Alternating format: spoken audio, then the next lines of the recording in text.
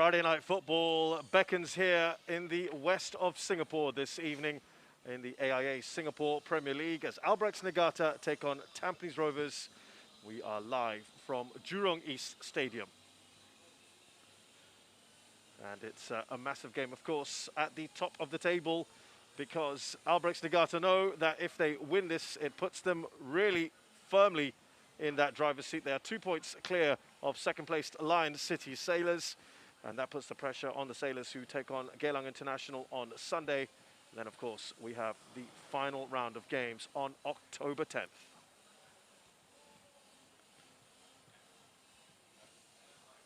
Well, thank you very much for joining us here at Jurong East Stadium. Myself, Shazad Haq, and Roshan Rai. As we look forward to this game here, Albirex Niigata know that they just have to continue their winning ways against, I'm afraid, a very poor Tampines Rovers at the moment. And Roshan, when we look at this now, we know how poor they've been at Tampines Rovers and how good Albirex, they had a draw, but a very morale-boosting draw, didn't they, against Lion City Sailors? Yeah, look, scoring in that last minute of the match basically would have felt like a win to them. And yes, there's still a lot of work to do. They've got to take care of business here. And then in that final game, or depending on what happens with the Lion City Sailors on Sunday, but they just need to control what they can. There's a bit of a, I don't know if you're feeling this, but there's a bit of a strange vibe here. I can't quite explain in the ground. I don't know if it's a weird kind of atmosphere that maybe there's a little bit of pressure or there's a little bit of some of these Tampines players feeling a little bit down about what's happened over the last few days or so. So it could be something to keep an eye out on. But we'll try and lift the energy levels. Absolutely. Of course, enjoy this weekend. We know there's a few things happening from next weekend onwards. So these last round of fixtures, at least for now, we know, are definitely going to happen. Let's have a look at the lineups and starting with Albirex Niigata. And no surprises, Roshan. They are probably, no surprises for us, perhaps, that they are staying with the same 11 that drew with Lion City Sailors. Yeah, that's Albirex this season, right? Under Keiji Shigetomi, you know, he doesn't see the need to make too many changes, and it's a great example of just how fit and how available these players are. You know, having played the majority of this season together, there's a really good understanding amongst the squad. In there, look, plenty of quality in that Albirex side, and especially on the bench. You know, Kuraba Kondo, who's come on to into the Albirex side, usually in the second half has had an incredible impact on their overall attacking play. Good to see Seboy on the substitutes bench there as well. They don't need to risk him too much because of just how well the team is really sort of playing at the moment. Well, you know, you talked about two great attacking players there, and we've mentioned this before, that despite all the goals that Seboy has scored prior to his injury, and by the way, he was in fantastic form before that injury, they have had other players step up and fill the void and do it in style. Yeah, look, they have players to do that. I mean, one of them is Taniguchi. We'll touch on him a little bit later on, but Nagasawa as well is another who stepped up. Maybe not necessarily in really contributing in terms of the goals, but in terms of creating opportunities for his side.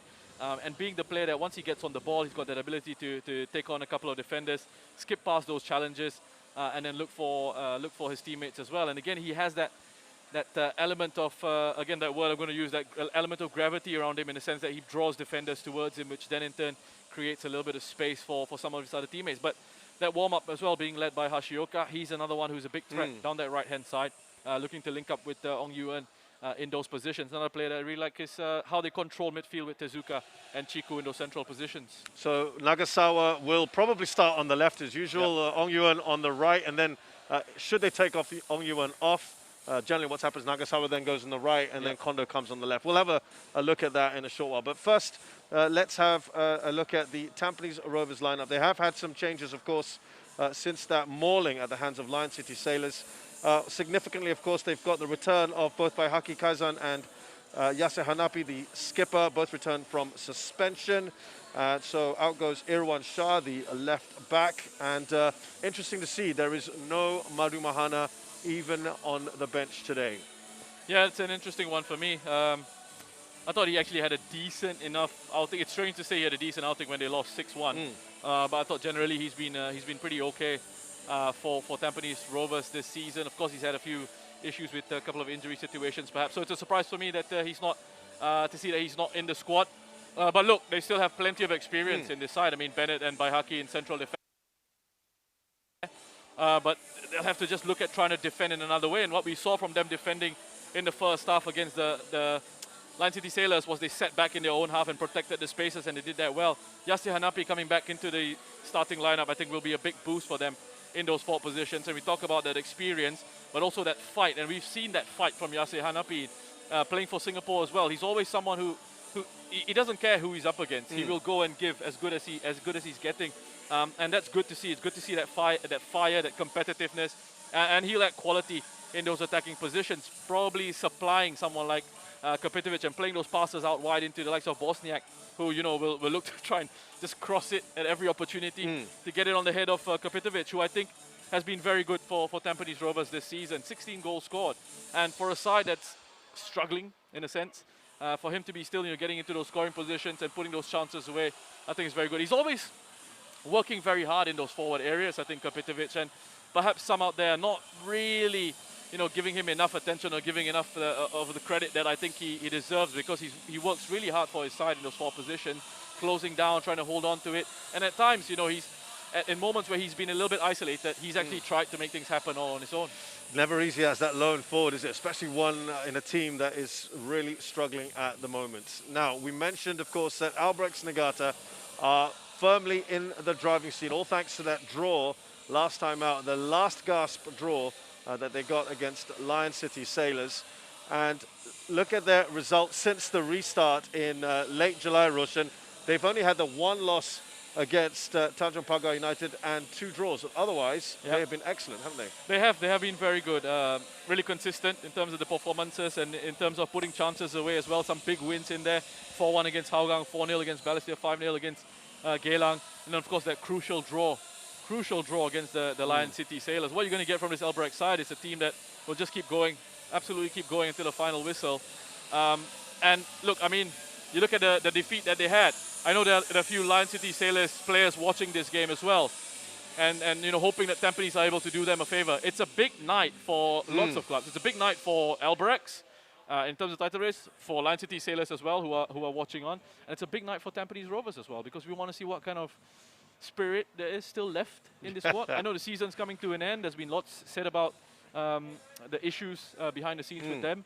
But look, what kind of response can they muster up here? And it also has to be said that while the Sailors players are looking at a favor being done for them, perhaps, the last time Albirex actually lost, which was to Tanjung Pagar, and the Lion City Sailors had an opportunity to sort of close that gap, to make things up, they also fumbled against Balestier Khalsa. So, yeah, you're hoping for a favor, but worry about your own business and do your own job and do your own work. Well, on that note, when you say doing a favor for Lion City Sailors, they want to do a favor for themselves first and foremost, Tampines Rovers. We'll get back to them because there are a few issues there. But let's talk about some of the other key players within Albirex Niigata in that midfield area. You've got Tezuka. Yes. He takes all the set pieces. Yes. And we know against Lion City Sailors, they conceded so many free kicks, and he's got great delivery on him, hasn't he? He's got good quality on his deliveries, 5 goals and 4 assists. But also, I think he's got quality in the finishing, and that's because he's got such good game intelligence. I think he sees the game very well. He understands spaces. He's very composed on the ball. He is essentially the player in midfield who keeps things ticking over for Albirex. With those switches of play, with those moments where he's picking up off his defenders and playing it through the lines.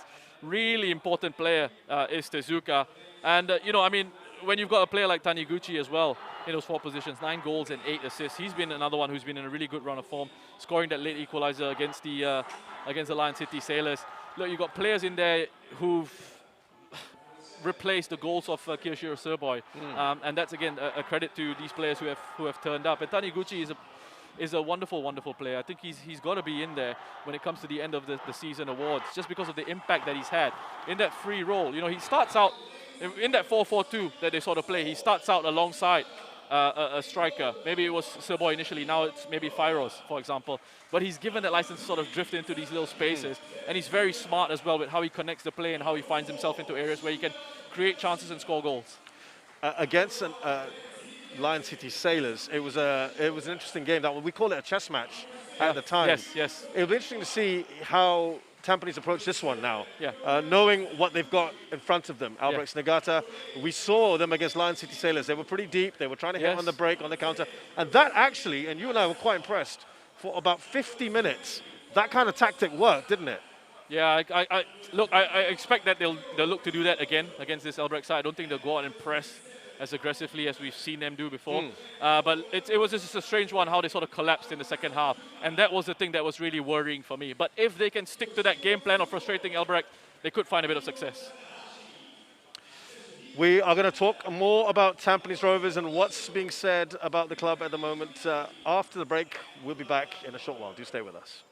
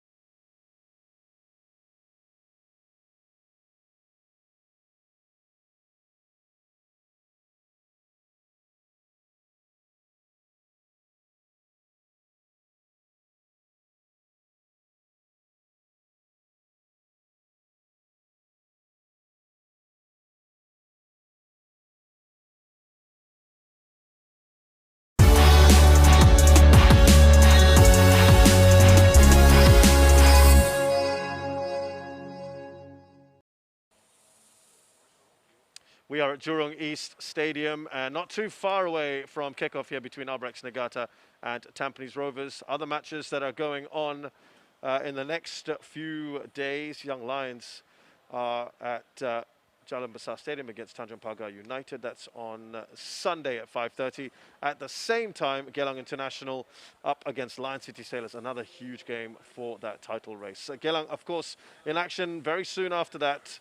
Against Balestier Castle. That was the postponed game because of COVID-19 in both camps. That's on the 3rd of October. And then Balestier Castle take on Hougang United on the 6th as well.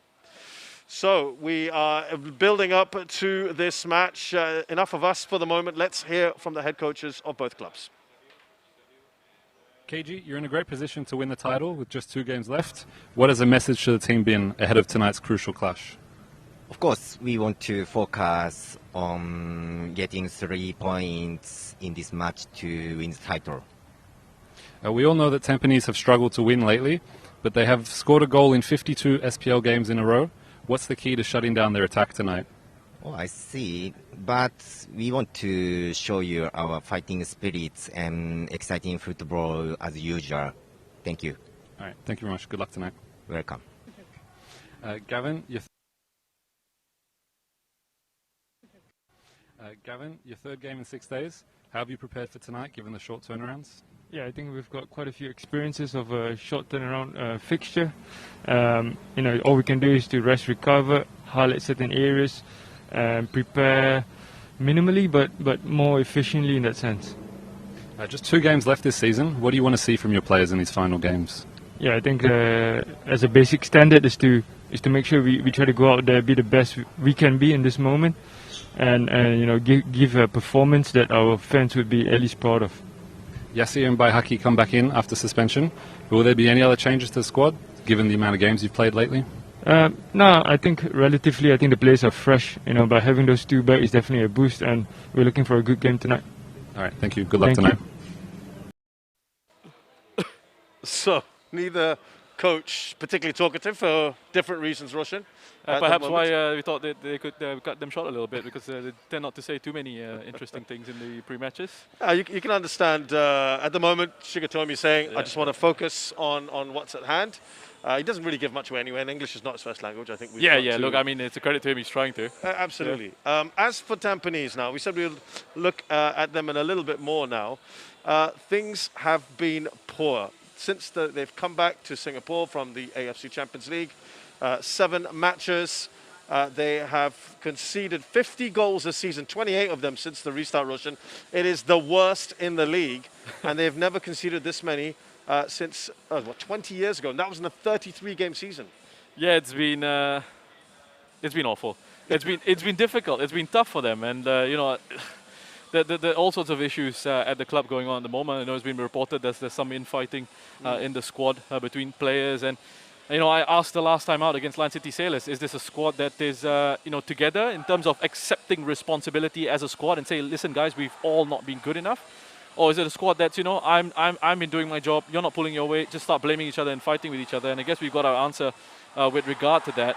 And you know, one of the other things that I think they didn't quite expect is how much the AFC Champions League campaign took out of them. You know, coming into this season as well, the squad, you know, they have lost some key players, and we've touched on all those key players over the last few matches or so, especially last time out, mentioning the likes of Amirul being out of the side, you know, Shahrul going international, Shahiran missing from the team. You got Joel Chew as well, who's out of the squad. So all these players who actually sort of belong to Tampines, or belonged to Tampines in a sense, now out, and then it's very difficult because then you don't really have the squad capable of sort of competing on these various fronts in those situations.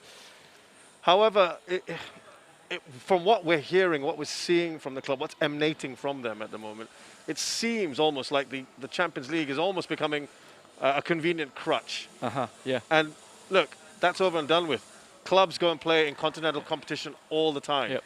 It's not good enough, is it? They can't be just they can't be using that as a reason. Yeah, you're right. You're absolutely right to sort of point that out. It's something that you know it's a competition you're going to be sort of dealing with, and you need to try and plan appropriately or accordingly. And I'm sure they did. I just, perhaps they didn't realize just how much it would have taken out of them. And also, again, you think about the squad and you think about the planning in terms of what's available, in terms of finances and things like that. I'm not too sure what the budgets are, so I can't quite, you know, criticize them for that without having full facts in a situation like that. But look, what people around are expecting from Tampines is certainly not what we've seen from them. Absolutely. You know, since the restart of the season, since the AFC Champions League, and since the restart of the season. So, you know, I mean, with the fact that they've conceded the most goals in the league, that's been terrible. But I'll tell you what, one of the positive things perhaps has been, you know, the strike force, who are second most goals in the league, although they have been missing a few opportunities in recent times, but they've still been scoring those goals when they get those chances. They've I mean, created the chances, haven't they? It's not like they have just been sitting back this whole time. no, they do create opportunities, but it's in these key moments. And you remember when we went back to this game and we were doing commentary, and I said, you know, Tampines, in some of these matches in this terrible run that they've had, it's not like they've completely played poorly. No. They have created chances. They just haven't been able to put them away. Like those key moments. Bosniak, the first one, for example, he cuts inside, has an opportunity to finish, blazes over the bar. Here, it looks like his confidence is completely gone. You know, he should be finishing it himself. You know, getting yourself into these key positions, into these key areas, in those key moments, and killing off the opposition. If they'd scored against the Lion City Sailors first, that changes the momentum and the rhythm of the game. You know, then you can sit back a little bit more. And the goals, it's a cliche, but it sounds like cliche, but this thing is really true about football. Goals will change matches. Yeah. It changes the rhythm of the game, the momentum of the game. Ask any sort of coach out there, and your tactics and things like that, and your systems, you know, might just switch a little bit, because suddenly you have to chase a game, for example, and that could open up spaces for you to perhaps hit the opposition on the counter-attack a little bit more. So, you know, missing these opportunities in key moments, for me, has hurt them in the run that they've had at the moment. Of course, we know defensively they've been all over the place as well. That doesn't help. But I think if you take your chances in those moments, in those situations where you can really sort of hurt the opposition, that will help you along as well. We've seen on social media, particularly calling for the head of Gavin Lee. He, you know, only just renewed that contract a short while ago till 2024. He seems, you know, look, it's hard, right? It's not easy for him at the moment, but you can understand where these calls are coming from. And most leagues around the world, this kind of run would not be tolerated by now. Yeah. He's been given a longer leash, it seems, by Tampines Rovers. And, and the chairman, by the way, has said he's got full faith in him. Yeah, he's got the backing of the board, which is, we know what that means. Yeah, exactly. We know generally that is not quite what it appears to be. But look, I think in this situation, I don't believe he's a poor coach. How can he be a poor coach if, you know, we've seen from him in the last couple of seasons or so where he's brought Tampines Rovers. He's taken them into the AFC Champions League. I think it's been very difficult overall, and I know the coach is the man who is there, who will be sort of the one who has to take responsibility for everything. All the pressure is going to be on his shoulders. But listen, nobody achieves anything or fails at anything just because of that one reason. It is really a whole bunch of things, a whole bunch of things. You know, the fact that the squad's been decimated at times through injuries, they've had these issues along the way as well. You can say these are excuses, you can, sure. But really, it's been a tricky situation for him. He's a young coach, and it's easy. I know it's very easy to just sit out there and say, sack him, sack this, sack that.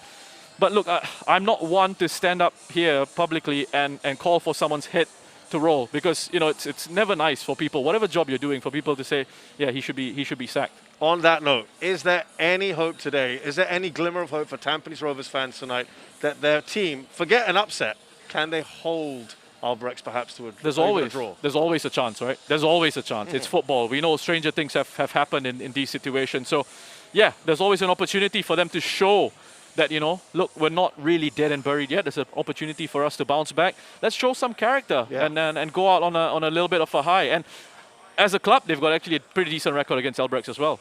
On that positive note, a rallying cry issued by Rish Roshan Rai. Do stay with us. When we come back, we'll have kickoff here between Albirex Niigata and Tampines Rovers.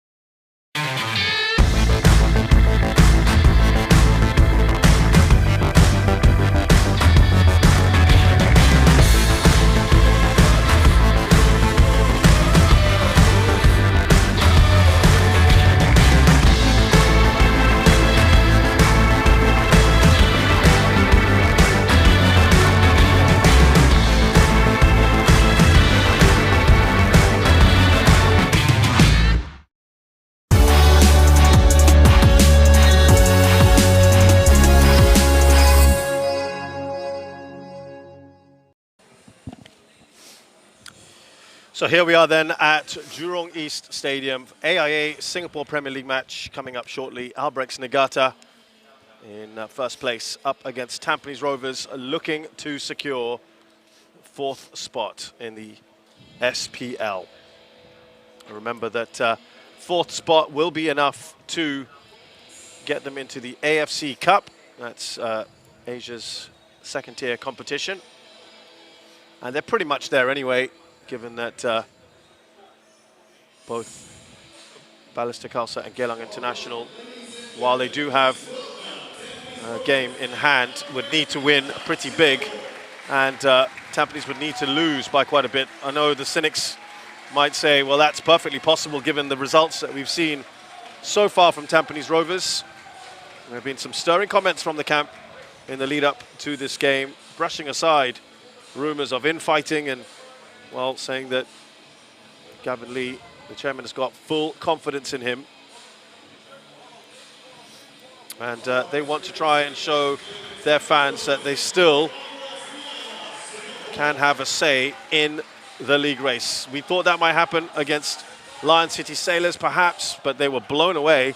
Did hold LCS for a while, took the lead, in fact, but then it all fell away from the 54th minute onwards. And they ended up losing 6-1. How will they perform today? Certainly the fans have been out with the knives on social media. Johaman Zaiton in charge here with Andy Tan and Chan Kwok Wai, the assistants. Muhammad Hilmi Fuad is the fourth official. Well, with me here in the commentary position is a former professional himself. He knows all about the travails, the highs and lows of football here in Singapore. Rish Roshan Wright. And Roshan, we had quite a good chat just now about what's been afflicting this club. We'll, I'm sure, be talking about that anyway. But let's go be positive for a bit and talk about Albirex Niigata and for you, what they bring to the SPL, because you've obviously played against them back in the day when perhaps they weren't quite the same side as before. We'll always have these lineups in our way, don't we? But let's just tell you that Albirex Niigata have made no changes to the side that drew in that last gasp draw against Lion City Sailors. Kiyashiro Suboi and Kuraba Kondo will be very likely to come off the bench at some point. Keiji Shigatomi in the build-up to this said they're just focusing on what they have to do. They're not worried about anything else. They want the 3 points today to put them up, set them up for a derby against Tanjong Pagar United on the final game of the season.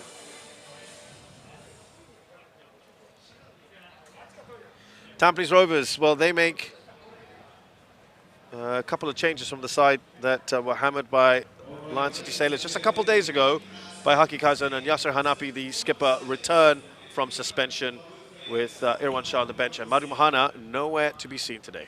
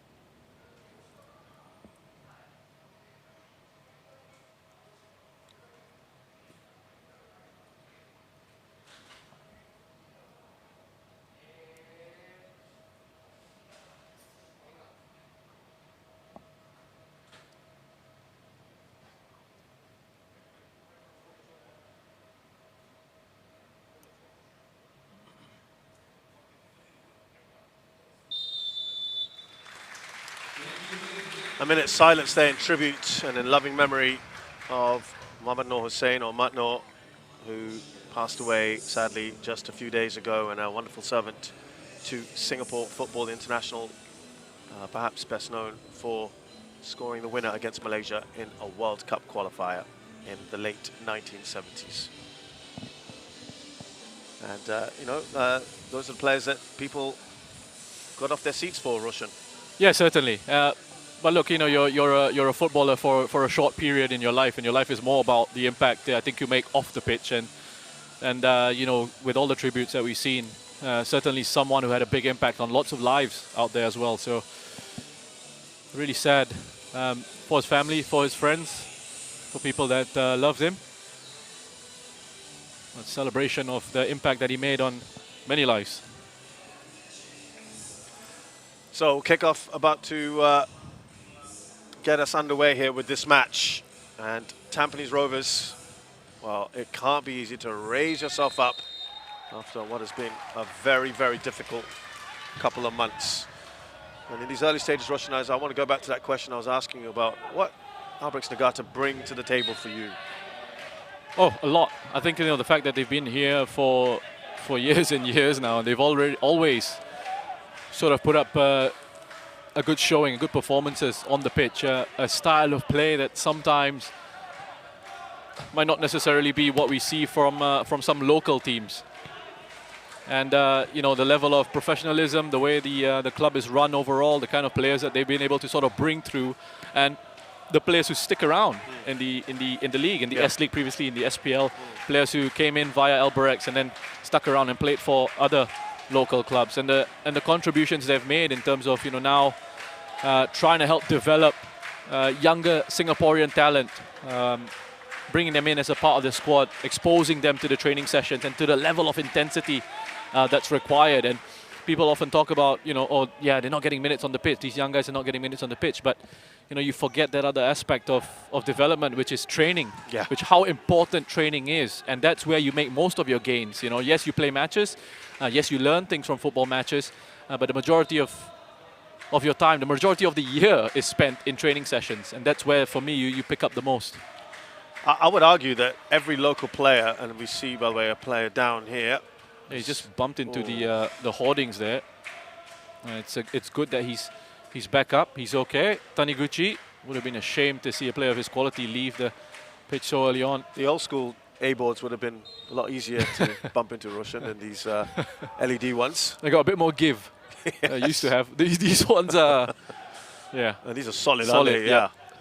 I was just going to say that all the local players that have come into Albirex Niigata over the last few years, I'm thinking Adam Swandi, seem to just go up a notch, shouldn't they? Yeah. Their 1 year, their stint here before they move on to other clubs. You know, a lot of them talk about, you know, positively about being at this club and learning so many things through them, and you know how it's sort of helped take their game up to sort of another level. And Adam Swandi, for example, was brilliant in the season that he was here. Ended up winning the title individual awards as well. So, you know, he's one who's really sort of benefited. But another one who I've really sort of enjoyed watching in recent times, and there's lots been said about him, is Ong Yuen on the right-hand side there, the young man, number 27. And he's another one who's had quite a bit of decent game time with this Albirex Niigata side. Nicky Melvin Singh, another one who's had to fill in up front at times in Siboy's absence. Yeah, sadly, his season is over after an injury. And has been kept alive here. Kapitovic bounces over him. Tokiwa was going to go back to his goalkeeper. He said that came off Kunimoto. And another thing as well, I've spoken to some of the players involved in the Albirex setup, and they talk about how, you know, the intensity and the level of the training sessions, and then trying to bring some of these younger local players up to those levels, trying to compete in situations like that, trying to get adjusted to a different way of training, a different way of being a professional footballer.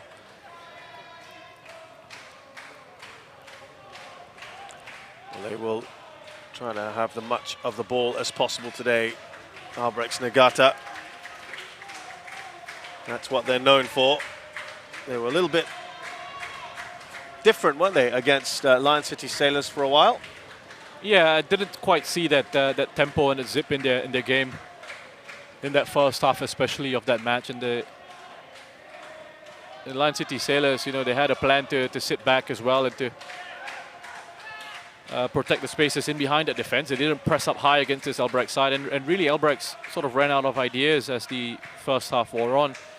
Second half, they were able to just change it up a little bit with Siboy and Kondo coming in. And then there was a little bit more attacking impetus. Had a couple of opportunities, and then of course the big one at the end, the most important one that they were able to put away.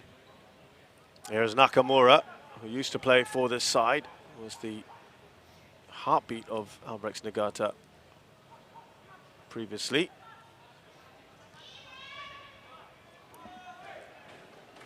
Him and Mehmedovic try to run that midfield. There is the aforementioned Mehmedovic. Today filling in at left back. I've got Amirul Haikal. There's a cross from Aaron Bosniak, and it's cleared away out of the ground. There's always a good chance if you're out here and watching the game around the venue that there will be a wonderful select match ball leaving the arena. One for someone out there on the streets to pick up. So that's why those people are out there. Well, yeah. Or actually, it's quite a comfortable spot where they are, on the bank, just outside.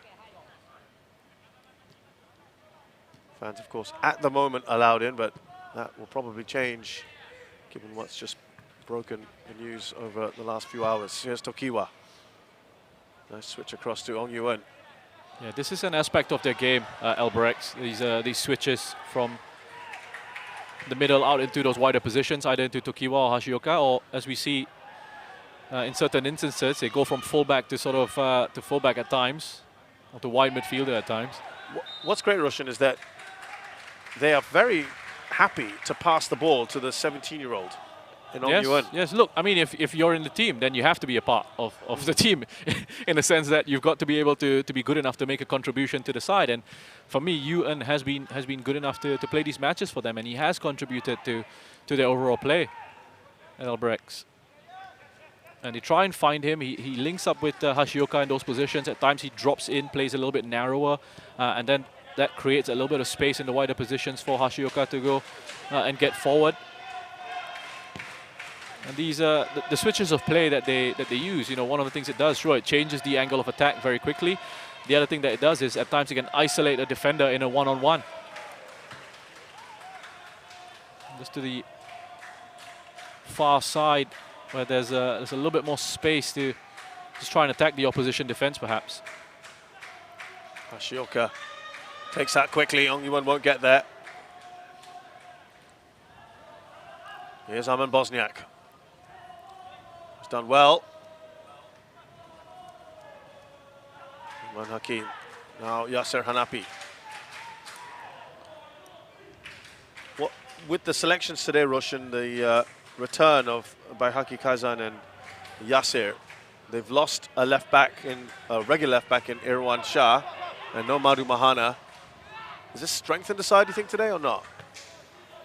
Well, with the, again, it's something that we've touched on with the quota. It's something for coaches to think about. It's an additional thing in terms of the planning. You know, you've got to have your 3 under-23 players in there, so you've got to sort of plan around, okay, which senior players can I put in certain positions, and there's always going to be sort of that player who misses out.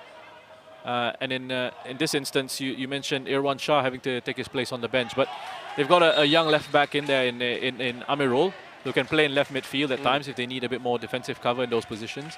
Who's got I think, a decent future ahead of him, Amirul, in his development. You see that free kick given for a handball there on Hashioka. So you look at certain areas and then you say, yeah, they're strong there, and perhaps they're weak in these other positions. Perhaps in the wider areas it's where, you know, they might be a little bit weaker. Whereas in the central defensive positions, you've got two veterans of the game there, experienced heads, and then Bennett and Baihaki Kazan. Two of them I know have come under lots of criticism as well.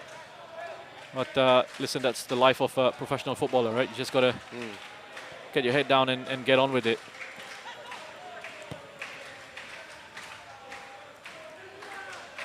Here is Yamashita.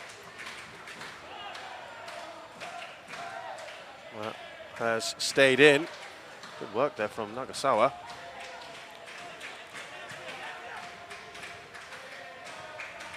Tokiwa.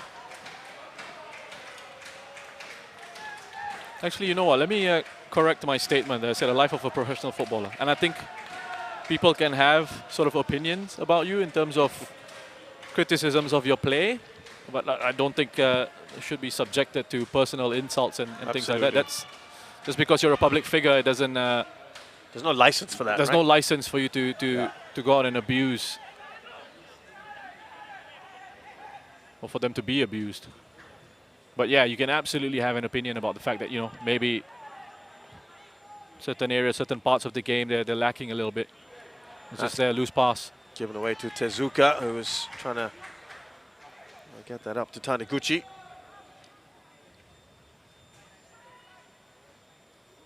Baihaki back into the side today, restored with Madu not around. That has certainly raised some eyebrows and questions. They're really a very, very thin bench. Only 2 senior players on it.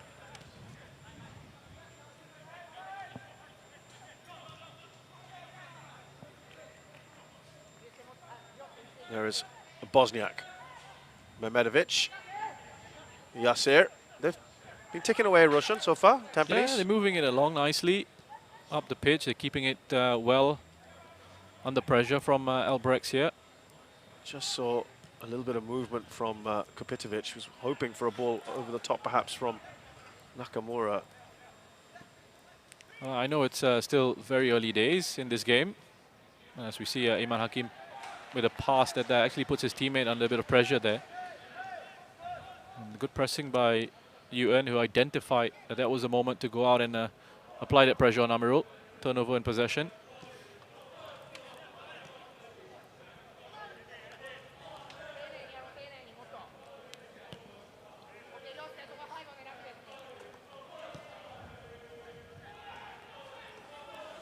Koga, as we've seen from him a lot this season, a part of Alberex's build-up, that extra man in the center. They're almost becoming that third central defender.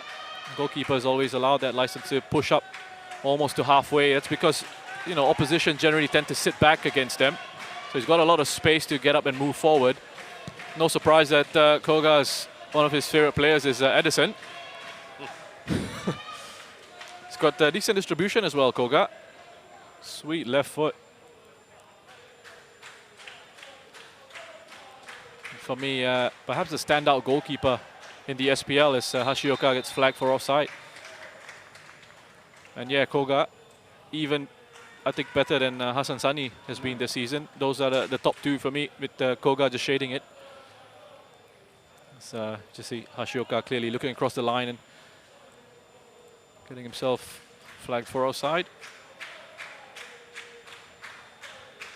Look at the number of saves Koga has had to make as well. Yeah. And look, Oh, given away. Under pressure here. Farouz Hassan does well. Tezuka, it was hard for him, and it's cleared away by Dan Bennett. that was Shazwan. Shazwan with a loose pass out from the back. Couple of instances there. Initially with early on with Bahaki giving the ball away, and then Shazwan just on that occasion. Sorry, I was just going to come back to how, you know, the stats about saves can be very misleading. You know, you look at highest number of saves and you think, yeah, that goalkeeper has been fantastic. And, you know, if you've been watching Koga, and yes, and, you know, the stats in the league say he's one of the top goalkeepers in terms of saves being made. But if you also look at the quality of the saves, you know, at times Albirex, because of the way they play, they've left themselves open in certain situations to counter-attacks. You see this opportunity just get hammered away upfield by Dan Bennett. And, you know, he's had to make really good quality saves, Koga. Gavin Lee there, saying quite a lot at the moment. It's a rather reserved Shigatomi.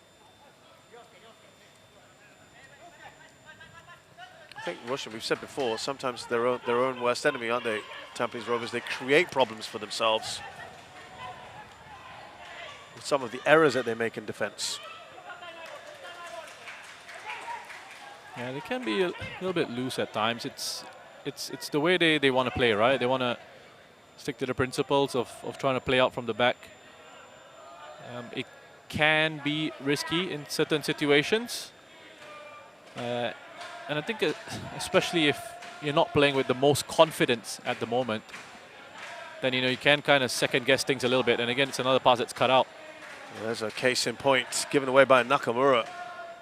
Of all people, both him and Mehmedovic had a hand in conceding goals by losing possession in the last game against Lion City Sailors. That's Hanapi coming back to help. As they try to come forward, here is Nakamura on this left-hand side, or right-hand side, excuse me. Trying to feed that up to Kopitovic. You know, moments like that, though, the way they sort of just played it out from under pressure, deep in their own half on that right-hand side. And they were able to find a free pass, a free man into Iman, who then turned and played it into Nakamura. It's just unfortunate that they couldn't quite get Kopitovic into a position in behind that Albirex defense. Yeah, that stubbornness, some might say, of trying to play out from the back. Came back to haunt them in especially the game against Hougang United recently, where they lost 7-3. They sort of stuck to their principles throughout the game and were caught out on numerous occasions.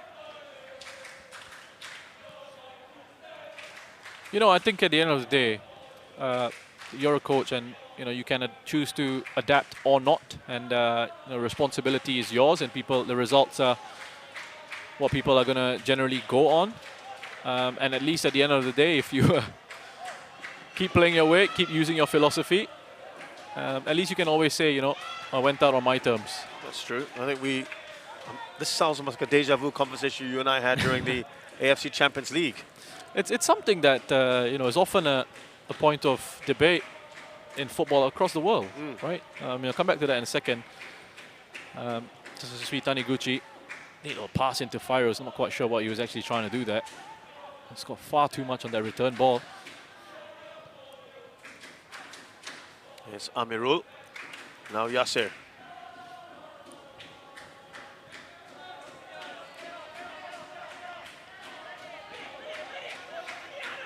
Dan Bennett back to Shazwan. Haven't really done much in the attacking final third. I think you can, again, coming back to adaptation, I think you can adapt within the sort of framework that you've built. Come back to that in a minute, because it's a good ball from Mehmedovic up to Bosniak. And easy for Koga to snatch out of the air. That's about as high up the pitch as they've got so far.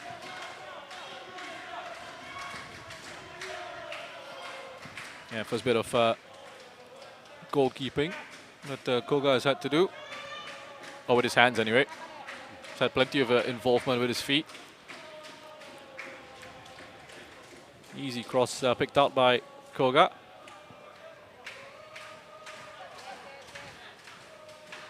Here's Chiku.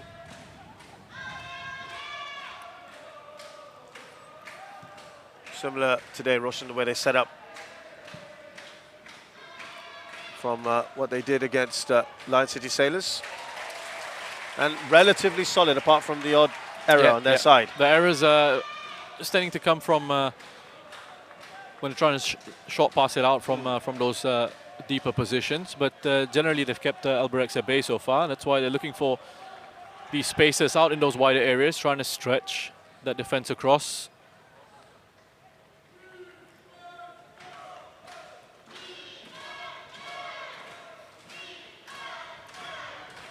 So here we go, corner for Albirex Niigata.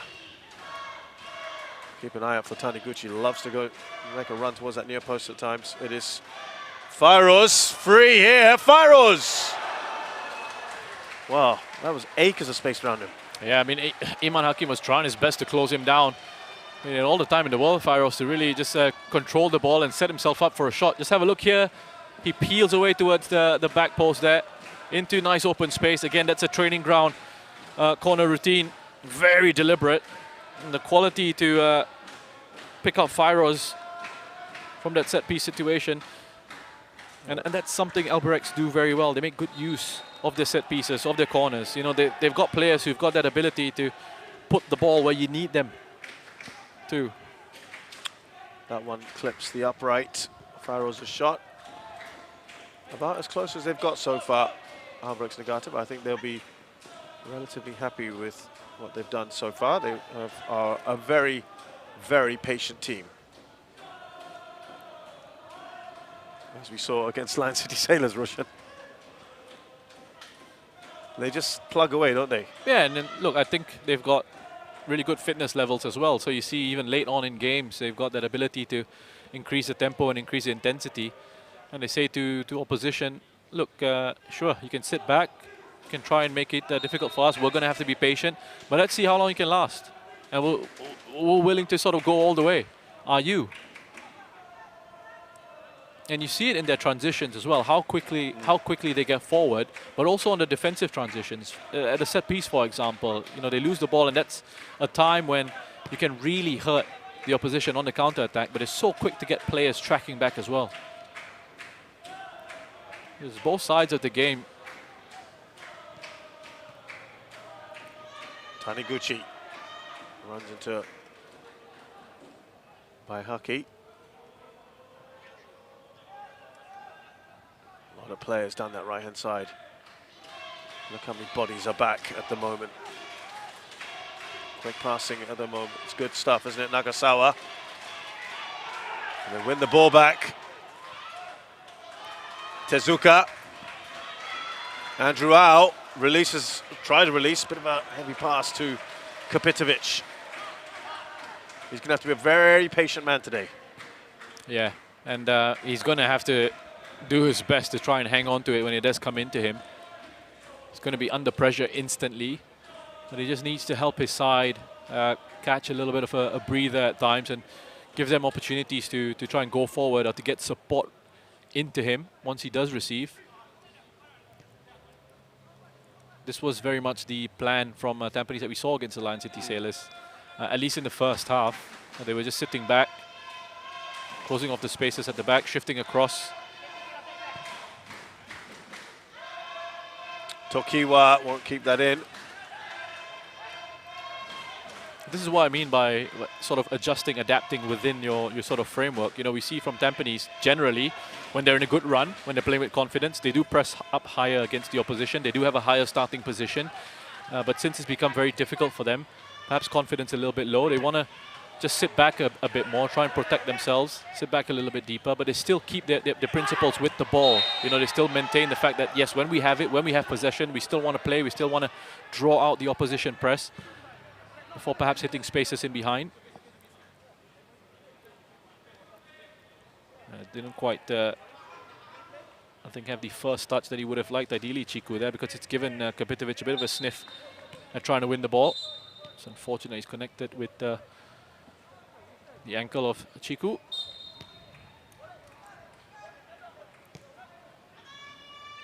I think he'd be okay with this so far. Just saw Gavin Lee.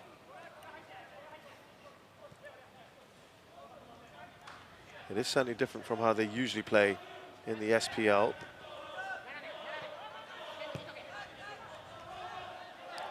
Loves to try and play on that possession-based game. Not so far. There could be a bit of a problem because there's at times there's a really big gap between Nakamura and Iman. Just watch the two central midfielders. At times when Albirex are in possession, there's quite a big distance between the number 8 and the number 18. Especially when Yase is pushed on forward.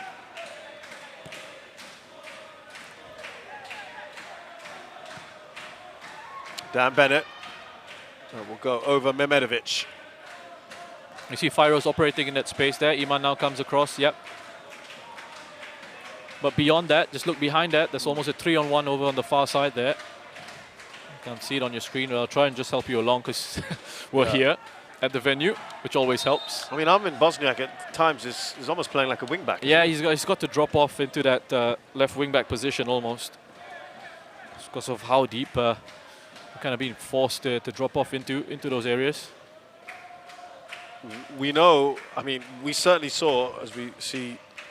Yeah, it's a good shift of the ball there by Chiku again. Just sort of that first touch takes it away from the pressure that he was under. What we saw, Roshan, in that game against Lion City Sailors, we saw the fullbacks go right up, didn't we? Tokiwa especially, and Hashioka especially. And it really is about what you want to do. Do you want to try and catch them the space behind? Do you double up?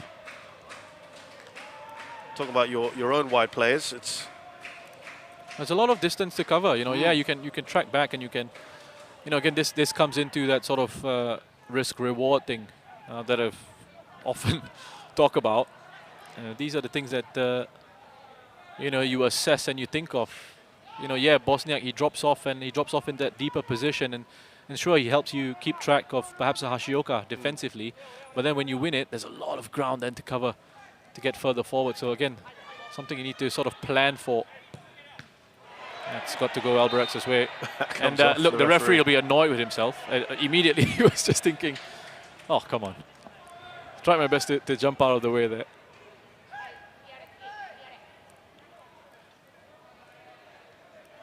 And believe me, the referee will be the first to be frustrated with that.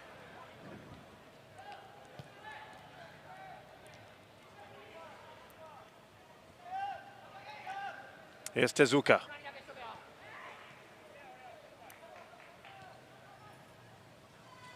Ong Yuan. Oh, he's done well. Hashioka won't quite get there though. Amirul in the way.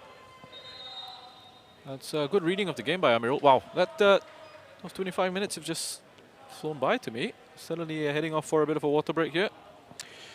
What have you made of the first quarter, as it were, Roshan? Yeah, no, I think we kind of expected this sort of game with Tampines Rovers from what we've seen of them in terms of their setup. The last couple of matches against Lion City Sailors, just sitting back, dropping off a little bit deeper. Here as well against Albirex, and they've limited the chances. I think there's only been one chance so far for Albirex Niigata. Best chance of the game so far has fallen to Fairoz Hassan. Yeah, look, it's a really good set-piece routine that for me. Fairoz, his initial starting position is at the far post, closer to goal, and then he just peels off, and he knows that's where the ball's going to be coming from. Let's have a look at him peeling off away there, and that's on purpose. That's deliberate. Something they would have worked on the training ground. It's good variation in the way they set up for the set pieces. Have a look at the fans in the stands here. Tampines fans, I don't think they've ever quite experienced something like this before. Their club, I think crisis would be a fair way to describe it, Roshan, at the moment, given the high standards that they set themselves. Yeah, I would say so. I would say so. Well, they certainly just want it to be all over, don't they? It has been a nightmare for them. Remember, they only lost 3 games prior to going to Uzbekistan. And since they've come back, well, it's easy to count how many games they've won. It is just 1 match. And that was against Young Lions last week.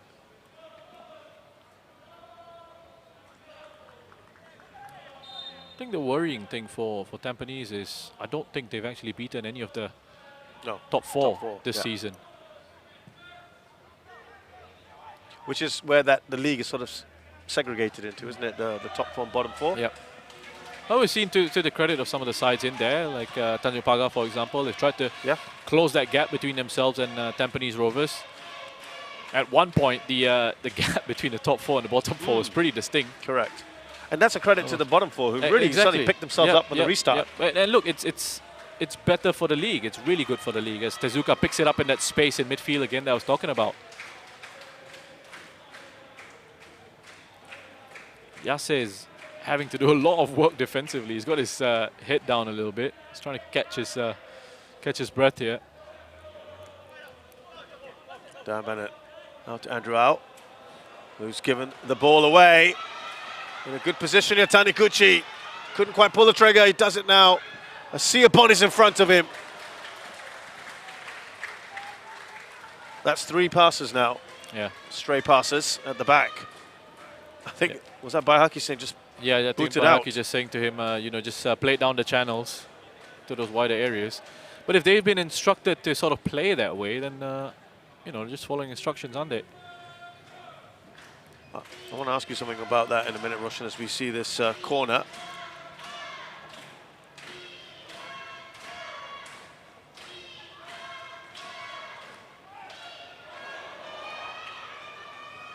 Now, Ong Yuan.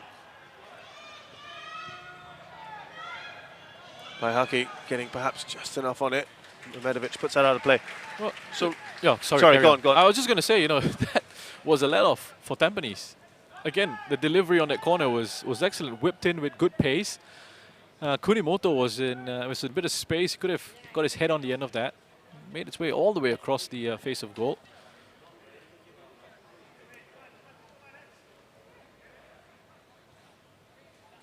Yeah, Roshan, when you're given an instruction as they try to break clear here, Kyoga Nakamura's done well. Lovely work from Kyoga Nakamura. And he is brought down. Was that Fairoz who did it, or was it Tezuka? I think Fairoz is having a little chat with the referee. Yeah, I think Fairoz is the one who took him down there. Really good footwork by Kyoga Nakamura. Again, this is what he's absolutely capable of. Very good on the ball. Wonderful in possession. so important to me in how Tampines want to play, that style of play. Seems to have escaped a yellow card. That was Hassan.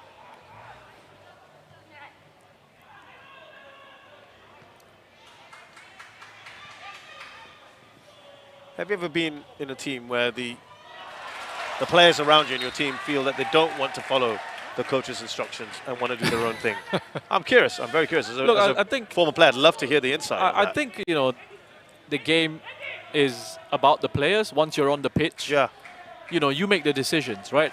Okay, you work in training and your coach will say, this is where we're going to look to try and play the ball into.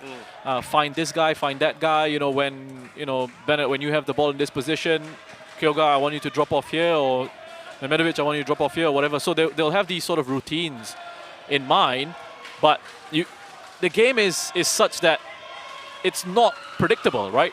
In football, there's so many things that could happen. There's so many sort of possibilities in a game of football. So you've also got to just see how that develops and come back into it. Needed to be a better header, really, didn't it, from Amirul? So yeah, while you do have your sort of routines or your set plays and things like that, you've also got to allow your players or sort of encourage them in situations where they face certain difficulties to find their own solutions, to find their way out of it. You know, I think, you know, during training sessions, the coach is perhaps 90% responsible for things, and then when it comes to the game, it's the other way around. It's the players who are sort of 90% responsible for the things that happen on the pitch. You know, the game is about the players. That's a lovely answer, but have you guys ever disobeyed instructions? Well, not instructions, but maybe not the plan, for not example. willingly. I don't think willingly. You know, you don't go out and say we're No, of course completely not going to listen to the coach or whatever. But if it's not working against the team in front of you, You can vary it. Yeah. You know, you're in charge. Your coach Yeah. can't do anything from the touchline. So the right? initiative He's is not got taken away, right? He's not got a PlayStation control where he's you know, sort of a video game control where he's trying to, you know, say, oh, you run here or you run there, and he can't do that. So Yeah. you've got that license to try and make things happen on the pitch. And I think, you know, as a coach as well, it's something you want to encourage, especially for me, if you're a coach in development amongst young players, that's something you want to bring out. To express you know, themselves? To express themselves. Yeah. You know, to say, you know, look, it's okay. You can try these things in these situations. For me, I'm there. I'm giving you these set plays, these routines. These are just ideas for you, ideas of how we can perhaps exploit certain situations. But the game is for you. And how often do we see, I mean, look, a player picks it up and has a shot from range. That's not down to a coaching instruction. Yeah. Perhaps it is, maybe it isn't. But, you know, a player picks it up, takes on a couple of defenders, and you've seen that maybe just happen once in the game. Or if you see a repeated pattern, then maybe you say, okay, that's a part probably, of, that's yeah. probably a pattern they've worked on in training. Yeah, I'm always fascinated to know what goes on in the mind of players when they feel that whatever they've been told to do isn't quite working for them, whether they feel that they need to, like you say, adapt. Yeah, a little bit, right? And the best players, I think the best players in the world, they adapt to situations on the pitch. They adapt to difficulties on the pitch, and they find solutions. You know, because again, you can analyze opposition and say, this is how they set up. But what happens when, you know, you go on the pitch and they set up a completely different way? Then, you know, you've got to find solutions yourself as well. And yes, your coaching staff or your analyst sitting in the stands will be looking at it and saying, these are the gaps we can exploit. It's a team effort, again. But on the pitch, you know, you absolutely, if you can take that initiative, you know, it sort of sets yourself apart as a player. Well, they've seen a lot of the ball here. Albirex Niigata still not quite making the inroads yet. There's Kunimoto. Lovely turn from Nagasawa. It's a bit of a drop there, fumble from Shazwan, but he grabs it at the second time of asking. Bit of a stretch, that one. Shazwan a full stretch. Needed to only pick it up at the second time of asking. He's pretty small in stature, isn't he, for a goalkeeper? Yeah. But in our local context, we've had kind of goalkeepers at that height. Not massive. Yeah. Yeah. Remember Yazid Yassin as well, who had a really long career in the league. Very long, absolutely.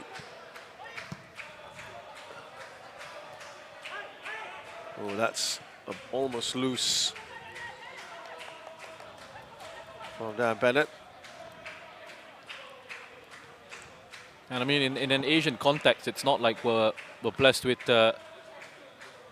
giant outfielders, never mind goalkeepers.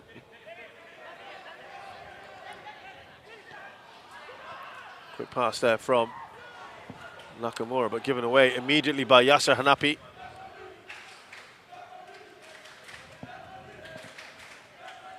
Just about 10 minutes or so left in this first half, and no goals yet here at Jurong East. As it stands, this suits Lion City Sailors. And then, of course, goal difference might come into play. But Albirex Niigata would have looked at this game and thought, well, to be safe, in case anything happens in the last game of the season, we need to get goals here. Certainly that's what Lion City Sailors were doing, Roshan. They were going at Tampines till the very end, weren't they? Yeah, which is great to see. I mean, you want to see that. If you sense that there's weakness in your opposition, go and absolutely destroy them. And, you know, you're helping your own cause as well because, you know, look, Lion City Sailors are not bothered about what's happening at Tampines Rovers. They're focused on winning the title. And if you can help your goal difference, go on and do it. And put yourselves in a good position to capitalize on that aspect of things. Here's Tokiwa. So far, it's been fairly solid from Tampines Rovers. Apart from the odd error. But that's what we said in the last game as well. Taniguchi waiting to pull that trigger. He finally does. They won't be too displeased by that, Roshan, if they're resorting to long-range efforts. No, look, low-quality opportunities, right? That will show up as a shot on the stats, but it's a shot from range. It's a difficult one as well. He's closed down. He's far from goal. The body's in the way. Low-quality chance. That's fine. Well, look at that. 5 shots so far. 1 semi-high-quality chance, Roshan, so far. For maybe the Fyros one. Yeah, here we go. Could be an opportunity here. Up the other end for Kapitovic, but he's got 3 guys around him. It's good work by Kapitovic initially, you know. Just couldn't quite get the ball under control and accelerate away, but what this does is it gives that defense a bit of a breather. It pushes Tampines Rovers up the pitch. Puts a bit of pressure on that Albirex defense now.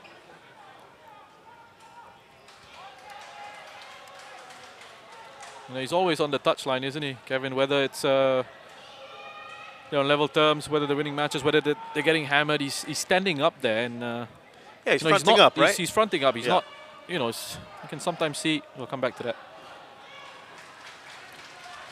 Sometimes see coaches perhaps hiding, going to sit back on the bench when the team's not in a good moment. But he's there, willing to take the stick.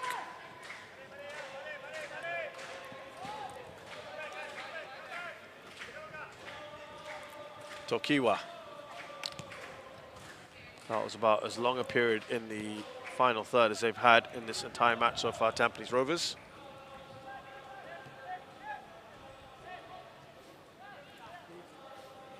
Yamashita. Now Chiku.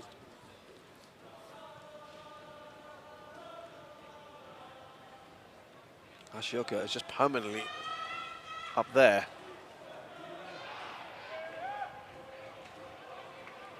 That's well defended. Firstly by Bosniak, who makes sure he tracks his man, and he's been doing a good job of that down that side of the pitch. Yeah.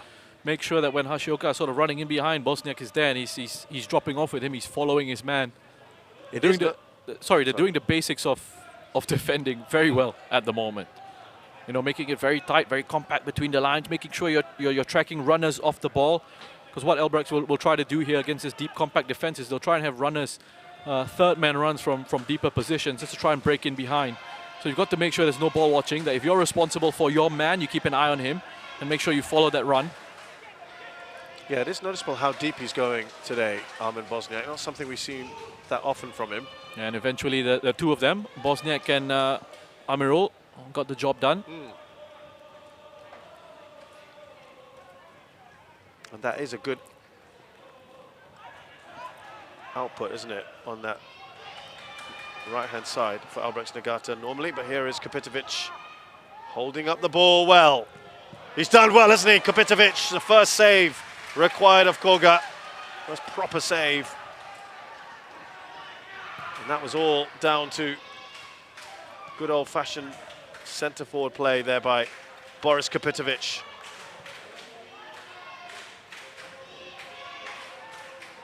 Now Bosniak.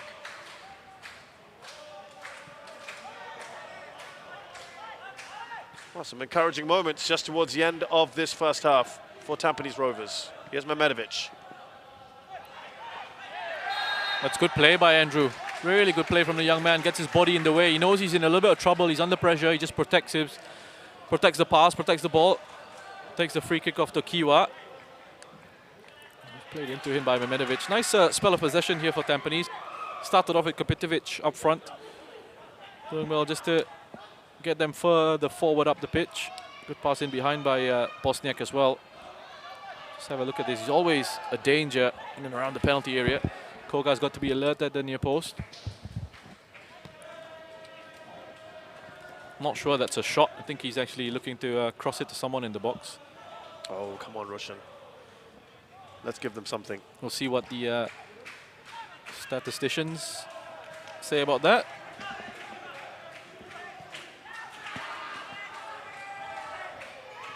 Andrew out. Now Nakamura. Makes the cross.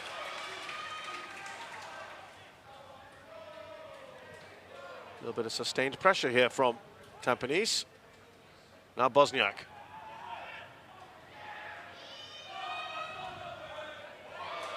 Does well here, Bosniak. Can he get the cross in? It's a low one. Oh, that was taken off the feet of Mehmedovic by Yasir. And that still alive. But he was in a good position there. A couple of Albirex players go down. Mehmedovic is going to get carded here.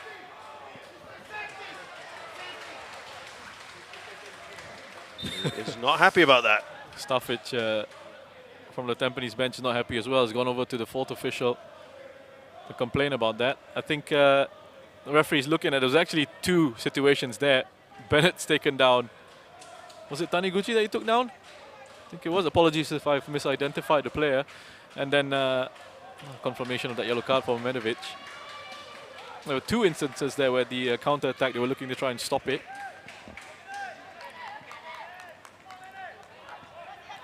This is much better, isn't it, for Tampines, from an attacking sense, Roshan? Yeah, it is. I mean, again, nice bit of encouragement for them. And as I said, just gives that defense a chance to just cool off. They've had a lot of work to do. The midfield has had to work really hard. Kyoga, Iman, Armin Bosniak, all shifting across. Mehmedovic as well. There you're going to see just Mehmedovic here, making sure he's keeping an eye on Nagasawa. He just dropped infield. Make sure he closed that space inside first, and then as the ball traveled across, he came out.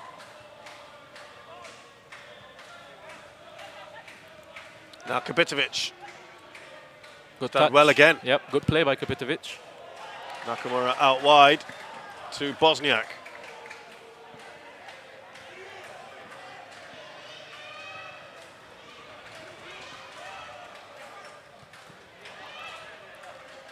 There's Mehmedovic. This has been a good 7-minute spell or so for Tampines Rovers.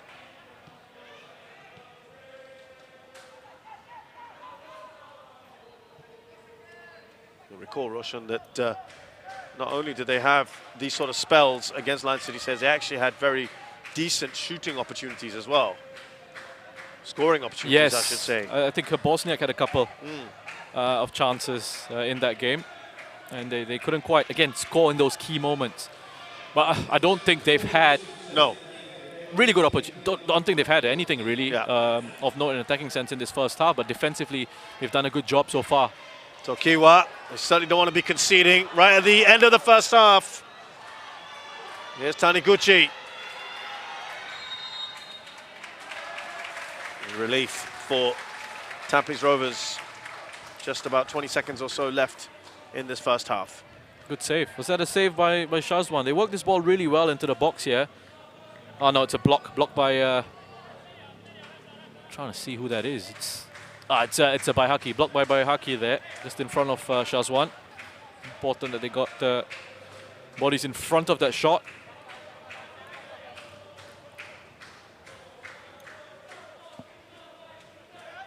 Puff in the cheek step from Shazwan. Been an interesting first half so far, but one in which we have seen no goals so far. Yeah, and look, there's not been anything of note from either of these two sides. Chances have been limited. It's a credit to Tampines. They're working very hard defensively. They're just trying to make sure that they're not easy to sort of pick apart. And Albirex again, that rhythm in those attacking areas, it's very difficult for them to try and build anything with how well Tampines are defending here. But look, we know the changes that are going to be made. Don't be surprised to see Kuraba Kondo and Kiyoshiro Silboy coming on in the second half for Albirex, and then Tampines will have different questions to answer. So, no goals at the moment here at Jurong East Stadium. The score at halftime in the AIA Singapore Premier League is Albirex Niigata 0, Tampines Rovers 0.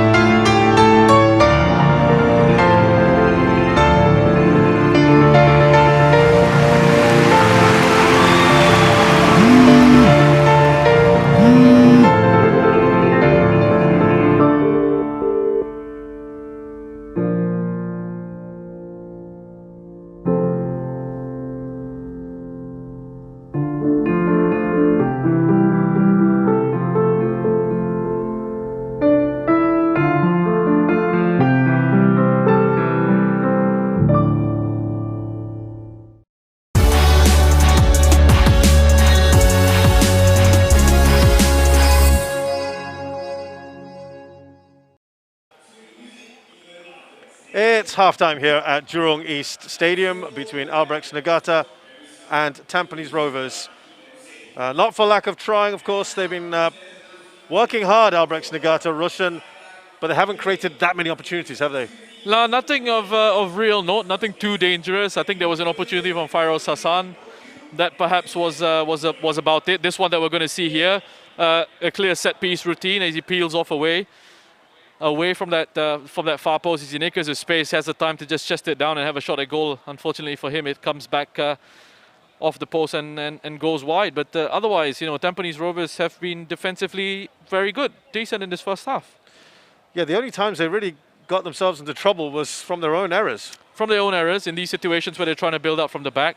But you see very quickly how they recover, how they get numbers and bodies in the box there, how they make sure that they've got themselves in front of positions where they can block shots. So yeah, there have been a couple of errors when they have played out from the back. But what's important is once you do make that error, that you get yourself back into a defensive position, into that shape very quickly.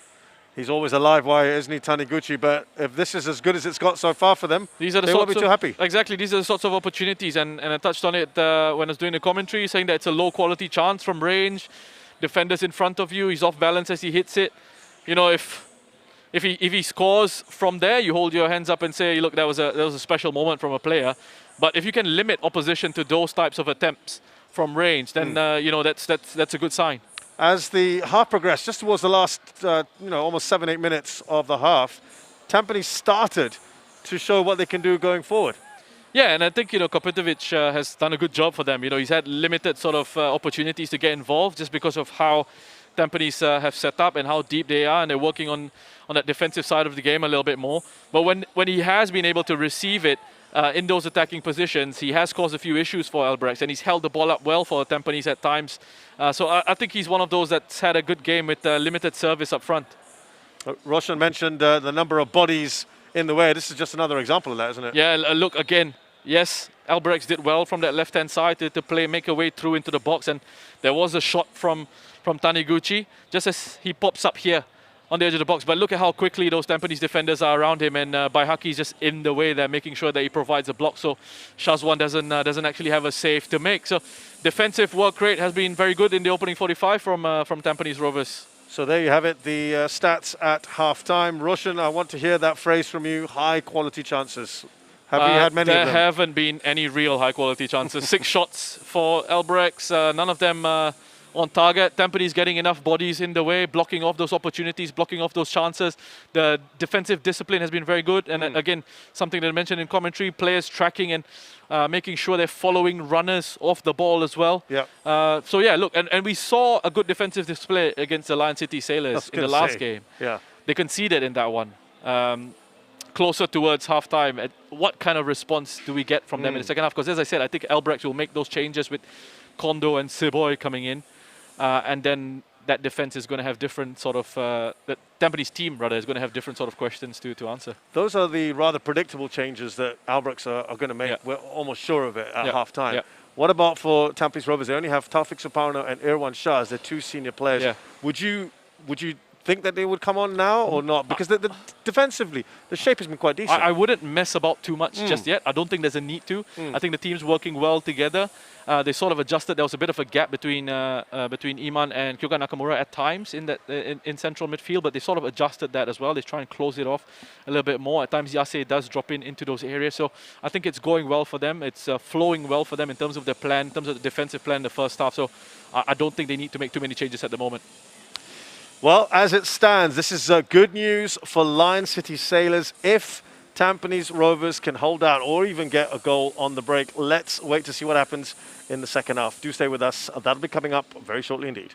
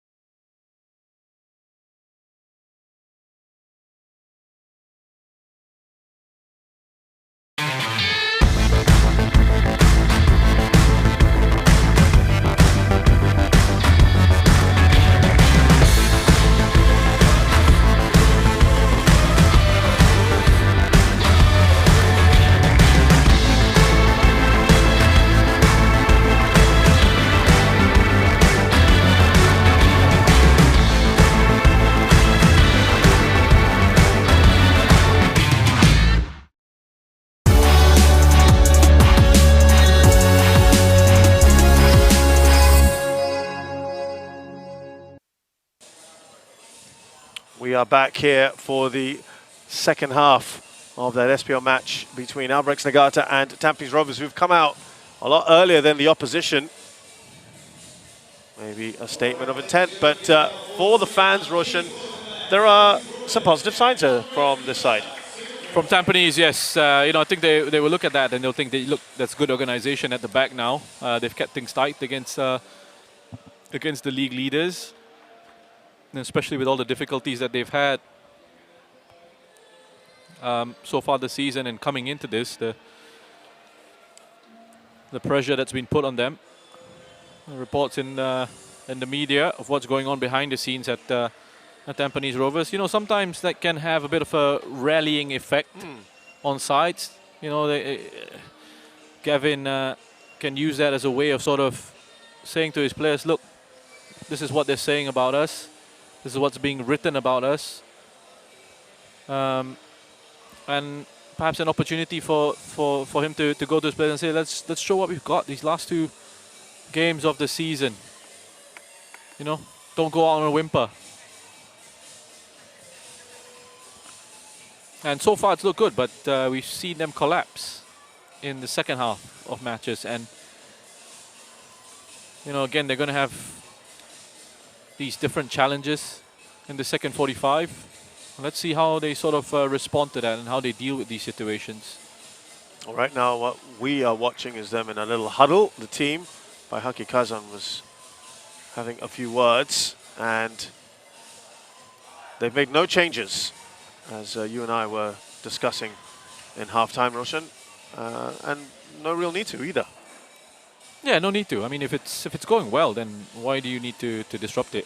You know, you don't make changes for the sake of making them, unless of course you're leading and it's into stoppage time at the end of the game and you're trying to just kill the rhythm, kill a bit of time. But that's not been the case here. They look organized defensively. Albirex Niigata do tend to make changes at half-time. And there's no surprises. Once again, Kuraba Kondo is going to come on, as is Kiyashiro Tsuboi. They tend to come on at the break. And it's Ong Yuan who will make way. That is usually the change that is made. Japanese youth international Kuraba Kondo, who has scored plenty of goals against Singapore in the past. They've taken off Fairoz Hassan as well. And at one point, the league's top scorer, Kiyashiro Tsuboi, before he got injured in May. 11 goals in 10 games was how it looked at that point. Who knows where it would have been if he'd stayed on. It would have been a fascinating battle between him and Tomoyuki Doi in the scoring charts. And of course, some of the other players around there. Kopetovic is in there. Sime Zuzul in there as well. Luis Junior there. I mean, not as close to these other guys as I think he would have liked, but would have been nice and competitive with Tsuboi fit.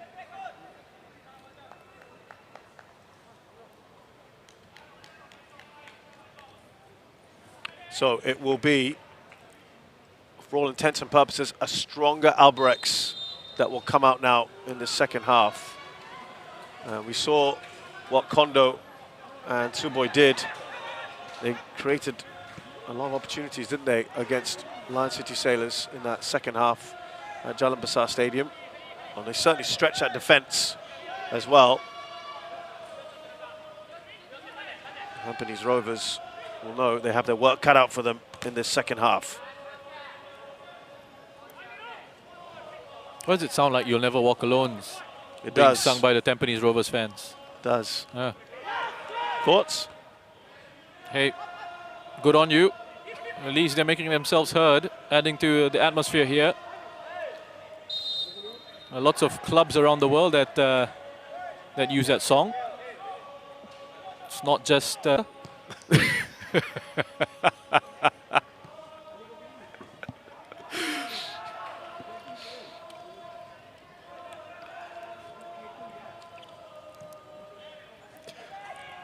looking for a good segue to get back into the commentary after that. Here's Kapitovic, thankfully.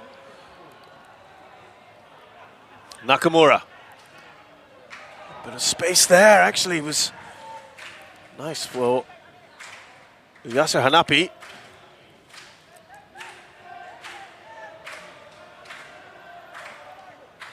There they are, the fans. Well done, you know. Really, really well done. After everything that has happened in the last 3 months, Roshan. Yeah. And listen, I don't know what's going to happen going forward, but it's great to see them out here and supporting the team, both these sets of fans and fans across the league as well. And we'll be in attendance over the weekend. Yeah, I've got to say, you know, it's really good to see from the Tampines fans. Despite everything that has happened, they've stuck with the team, though. That's what you want to see. It flies over. Kept in by Hashioka. Here's Chiku. Away by Mehmedovic.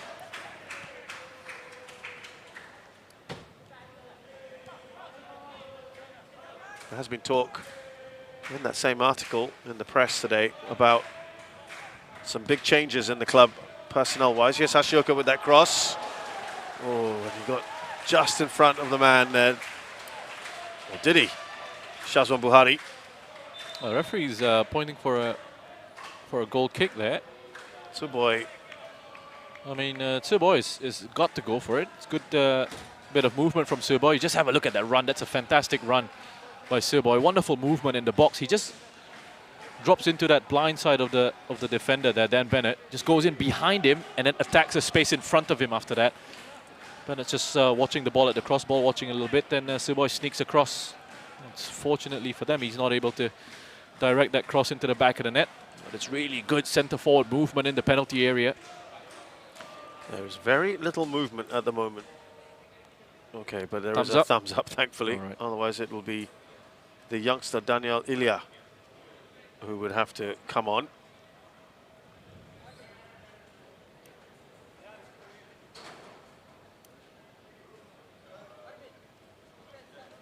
Well, Tsuboy is still there. He's wondering if the keeper should be stretchered off.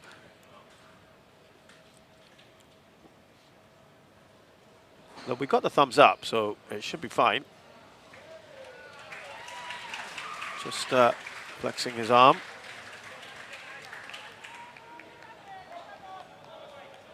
Don't worry, he's only leaving the pitch to pick up the ball. Obviously, you can't ask your goalkeeper to leave the field of play after treatment, just in case it wasn't obvious. Thank you for clarifying. Yeah. So some of you out there, you know, just want to make sure we're all on the same page.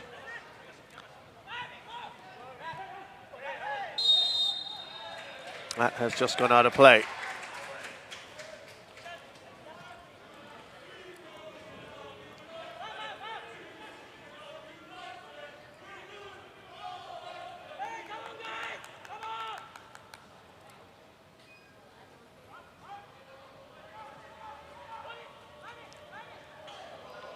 Oh, trying the old tricks there. It kind of worked for Bosniak. Kapitovic.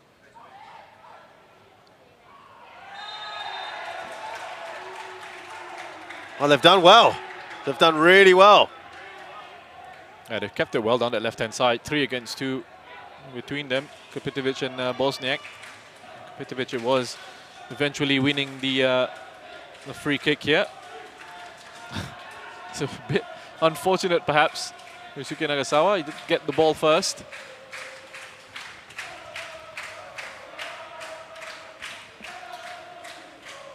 Anyway, something for them to deal with here. Oh, you can get the likes of Kapitovic, Bosniak, Dan Bennett, Baihaki Kaizan. All get involved with this. Here's Yasser Hanapi.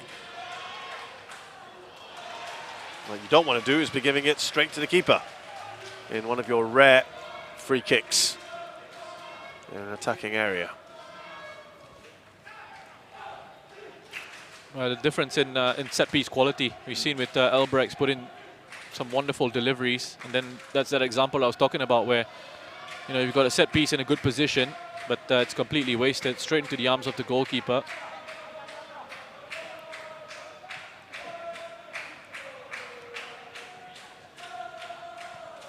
You know, set pieces, especially corners at one time in football, you know, it's kind of neglected a little bit in the sense that you didn't really create too many good opportunities from these set piece situations, but the game's grown in a way now where there's more focus being paid, more attention being paid on set pieces, on corner routines and things like that. And we're starting to see sides around the world, you know, benefit from that.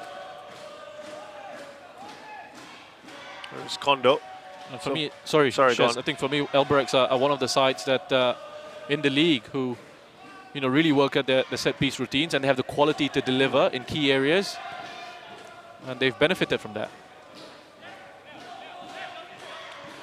So, because of those changes that we said, Nagasawa has come onto this right-hand side. Kondo out on the left. Up top will be Tsuboi and Nagasawa. Excuse me, Tsuboi and Taniguchi. And what's interesting, Roshan, is that Mehmedovic, who was playing nominally on the right-hand side in the first half, has gone over to the left. Just wonder, is that to keep an eye on Nagasawa? He's now moved across. No, I think it was just in the moment that he perhaps had to come across for a bit. He's gone back out onto that right-hand side. Because you'd think Kondo would be... He was quite an outlet, wasn't he? They were looking to him quite a bit in that last game against Lion City Sailors. And he will be, again, for Albirex here.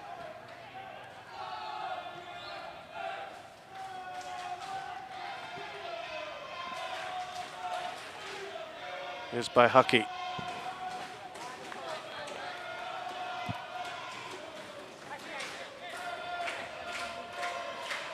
Not taking any chances there, just putting it out of play under pressure from Tsuboi.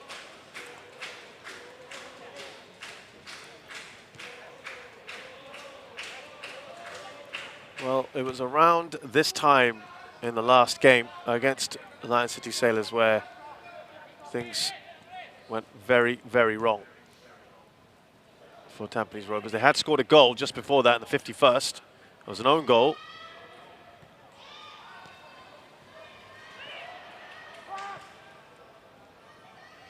Now Kapitovic on the break. Has to hold the ball up.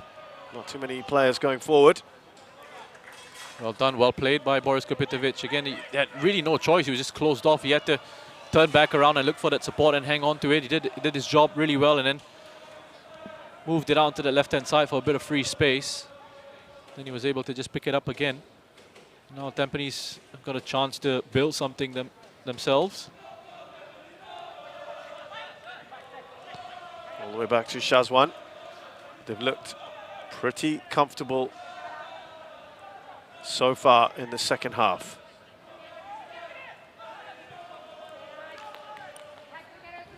There's that one moment where Shazwan was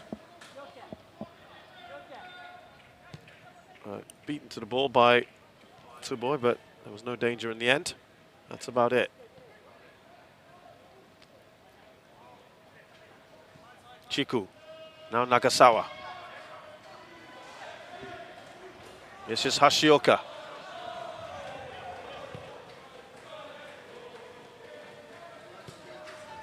Kunimoto.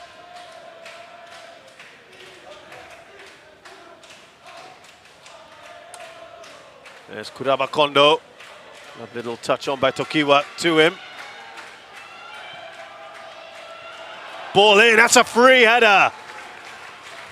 Head in the hands for Tsuboi. He knows how good a chance that should have been for him.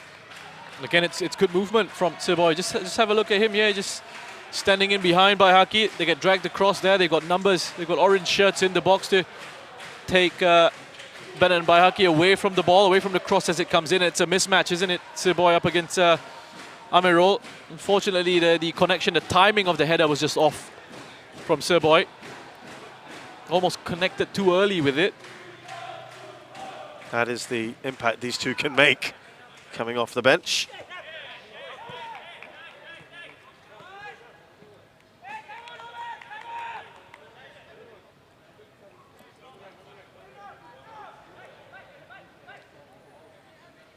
So a bit of a let-off there for Tampines Rovers.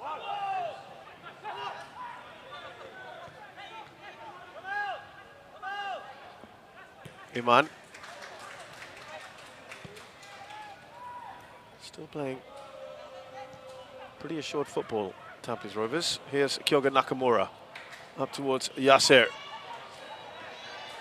Still Yasser. Now Kapitovic trying to cut back in.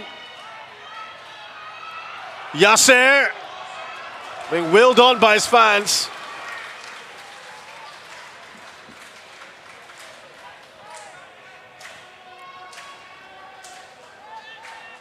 I feel like that positivity is just growing a little bit more, especially in the stands here, responding to the efforts of their team.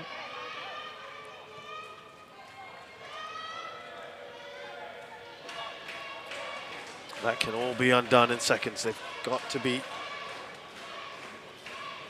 careful at the back as they come forward again. Albirex Niigata. A lot of work here to do for Armin Bosniak.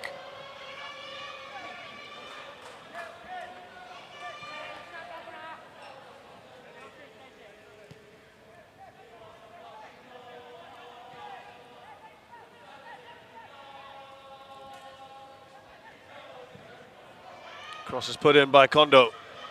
Away by Haki. Now Bosniak. Hashioka has the ball for Albirex Niigata.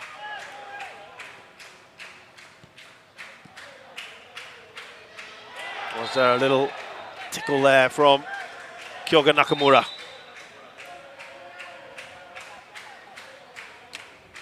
He's just walked away from the referee. A good touch on there and pass into Nagasawa. Quick one-touch football. It was taken out by Nakamura initially, and there was a bit of a kick into the back from Amirul there.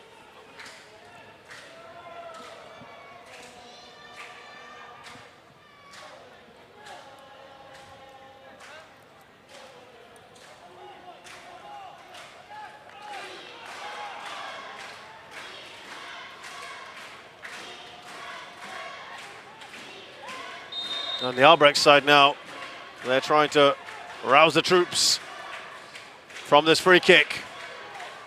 And they fashion goal number 1.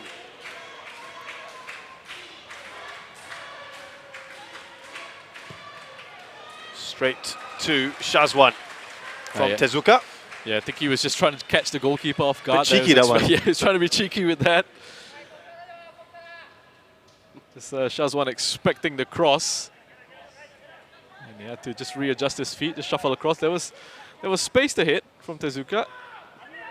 It's not quite wide enough to sort of really trouble Shazwan. Decent idea.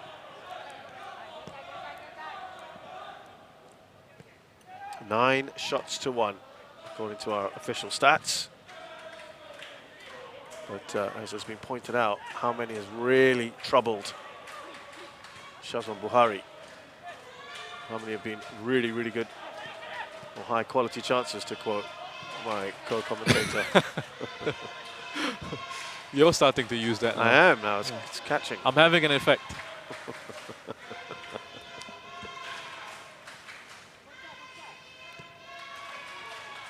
Now Kuraba Kondo loves to run at players.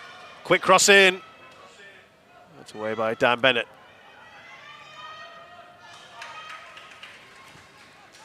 There's quite the crowd out in the stadium, as you can see. There are limits, of course, to how many can enter at the moment. And they'll be watching a very patient Albirex Niigata, trying to probe away at a stubborn and a resolute Tampines Rovers, who've held out for an hour now. I'm really enjoying this game, you know. I know there haven't been much in terms of clear-cut opportunities or not much excitement in that sense, in the traditional sense. But there's a lot riding on this game, and it looks it at the moment. And, you know, I'm enjoying this little tactical battle, this little tactical puzzle that Shigetomi is going to have to solve here to, you know, try and find the win. Lion City Sailors players watching on, how are your nerves? It must be. Well, they're not leaving anywhere. They're not getting out their seats till the 100th minute, if there was that, if it goes that long. Yeah. Because they will know all too well what this Albirex Niigata side can do. Here is Nagasawa. Feeding it through to Taniguchi. Overlapping run from Hashioka. And that's an important touch on from Shazwan Buhari.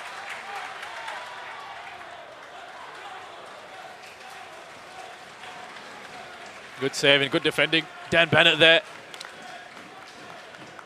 Such an important clearance away. They work this one really well, Albirex. From left to right, they get that overlapping run. Taniguchi plays it into Hashioka. It's pushed away right into the middle of the 6-yard box. Thankfully for him, Bennett's there to clear it away. Now, set pieces. They have been good at these. Albirex Niigata. Oh. Wow, did Bennett just get a touch on that? Because if he did, it was an important one. Yeah, he did. So Suboy was charging into the box there, Shez. That's where they are dangerous. I have to say, Tampines have been good value in the sense that they've been relatively solid at the back, trying to create. I mean, they came with a game plan today, Rush, and they've stuck to it. Yeah, look, it's good to see. And they came with that game plan against the Lion City Sailors as well, before we saw that collapse in the second half. So it's good to see that, they're sticking to it here. Yeah. And the discipline is being maintained. They're working hard. They're continuing to try and close the gaps, making it very difficult for Albirex.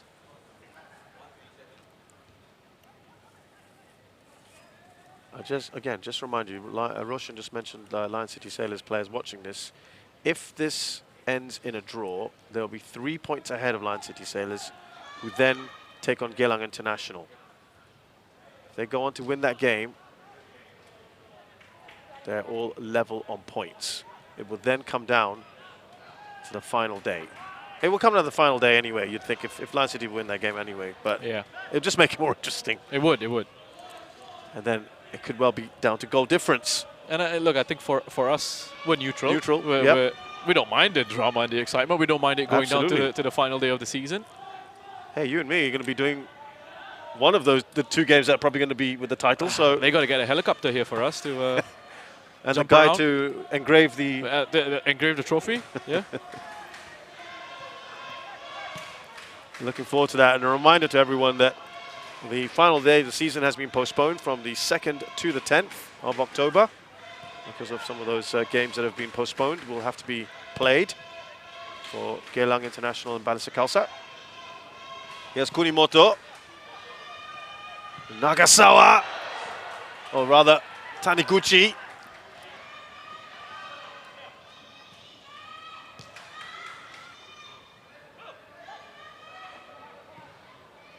Yasser back to Shazwan.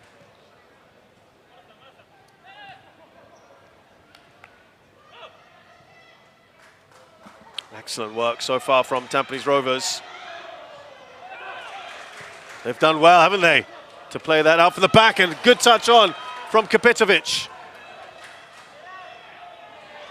Oh, that's a wonderful challenge by Ryo Kunimoto. He shouldn't have been favourite to the ball, Kunimoto, but he comes across and wins it very well.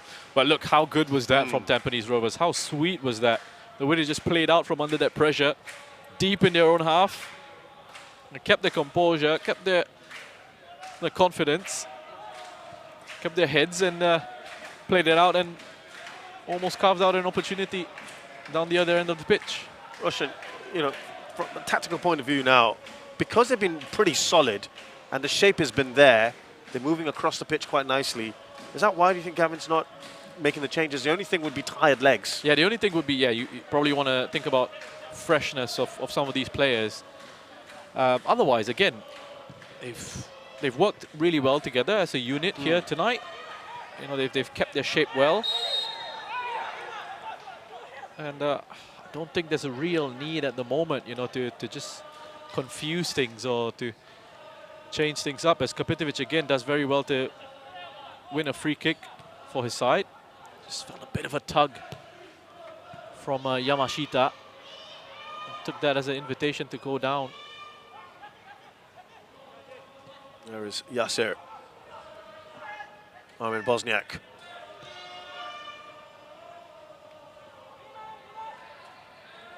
Got away with that one. Iman. He's looked much better here tonight, Iman. And I think, you know, the key for him at this point where he's perhaps not in his best moment, not playing the best of football. I know he gets very active and he tries to help Tampines to make things happen, but I think in these situations where he just keeps his game simple, it works out a lot better for him. You know, he's growing and gaining in that experience, just keeping the game very simple. He's just being tidy with the ball, he's moving it along nice and easy, not trying to be too make things too complicated with his passing, and then working hard defensively as well. When I talk about changes, I think we're about to see one from Tampines Rovers. Haki.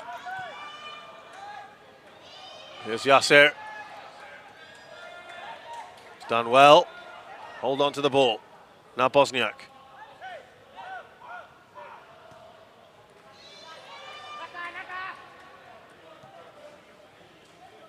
They're happy to just stroke it around at the moment. Don't overcommit themselves. Here's Amirul. Amirul plays the cross in, and Koga. A lot of height on that one.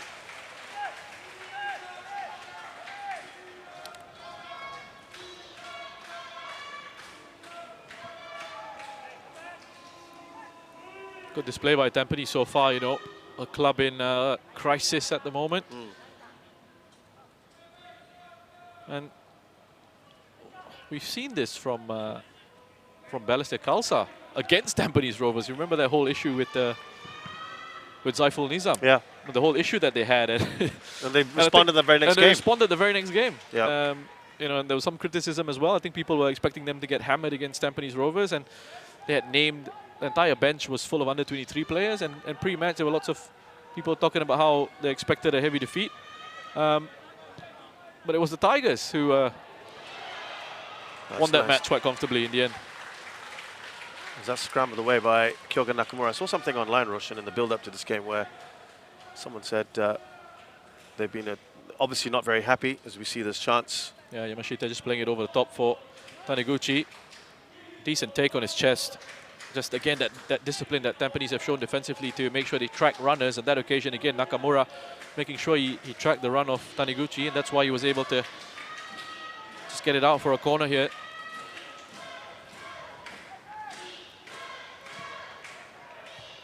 That's solid from Yasser, but it's still with Albirex Niigata.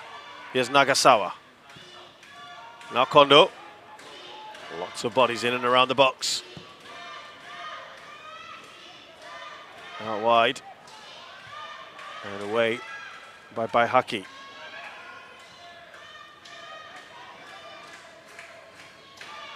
Tezuka. Flaggers stayed down. There were a couple of hands that went up by Chiku. And straight to Shazwan. Yeah, I saw something, Roshan, online where a fan was obviously very not happy, very unhappy with Tampines Rovers, and said they were the butt of many football fans' jokes at the moment. Yeah. But said that the one thing that they could make up that would change everything would be to hold Albirex Niigata tonight, or to take points off them, and they'd become instant heroes for in the league. For obviously trying to give Lion City Setters a chance to win the league. Lots of Singapore football fans out there who are cheering on Tampines Rovers here tonight as Iman gets taken out in midfield. Again, good play by Iman. I think it's absolutely. There's brilliant. an element of that, right? No, yeah, and it's brilliant that we're getting so much involvement now. People are talking about the game, and just Iman again. That's good play. You know what he does there is initially Tezuka thinks, there's a chance for me to sneak in and win the ball, but he just turns away. He has a look over his shoulder very quickly. Iman has a good scan over his shoulder, sees where Tezuka's coming from, and turns away from him. He's just getting encouraged here by Yasir Hanapi as well. But. Look, I think it's fantastic that people are talking about the game, talking about the league, and both sides, right? Whether it's the positive things or the negative things, you want that sort of engagement to come across, and And then it's brilliant because it shows that people care about Singapore football. It's not dead. You know, we've got fans out here coming out to support the league. We've got people talking about it. We've got viewers watching the games. As Iman Hakim puts in a very good shift and gets his chance to take a bit of a break here as more experience comes into the side in Irwan Shah. Yeah, from Singapore international Irwan Shah. A left back by trade, and you'd imagine that Amirul just goes further up, or no? I think Irwan could just actually sit in midfield, you know. Yeah, that's right. Interesting. He is going to do that. I've seen him do that, I think, a couple times before. Yeah, he can. And I mean, again, the profile is going to be a little bit different, but he's just going to have to do a shift, put in a shift for them defensively. He can be decent enough on the ball. Irwan, at times anyway, when he starts at left back for Tampines, the way that they sort of play is that he's asked to sort of drift inside, right? tuck in field and help with their build-up. So it's not a position that's going to be entirely sort of alien to him. There's Kondo. That's Suboi. Back to his fellow substitute, came on the same time as him at the start of the second half. This is, I mean, it is going to get very tense in the last 10 if there's still no goals.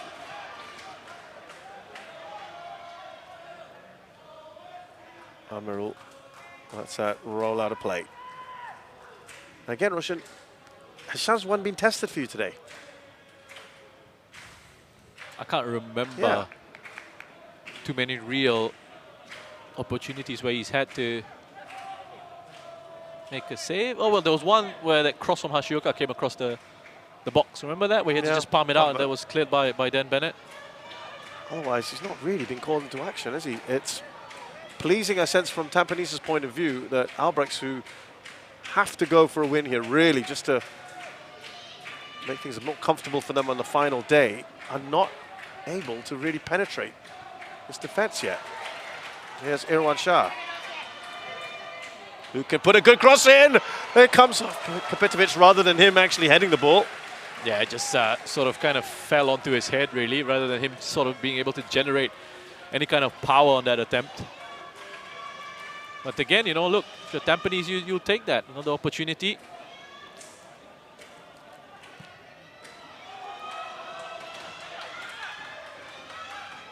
Hashioka trying to turn his man. Gets the cross in! That's a great save. The header flicked on by Suboi. That's a very good save by Shazwan. Really good save. As you said, perhaps he hasn't had too much to do in goal and he had to be alert to that. Look at Suboi again. Have a look at his run. This is fantastic running from the centre forward. Really good movement. Again, he catches the defence flat-footed. Just sneaks in at the near post there. Baihaki's ball watching. He doesn't have a good look at where Suboi's position is, and Suboi takes advantage of that to get his header at the near post. A great save by Shazwan, who gets his arms up very quickly. Off the crossbar. Well, we said they would try to ramp up the pressure. Is this going to be one of them days?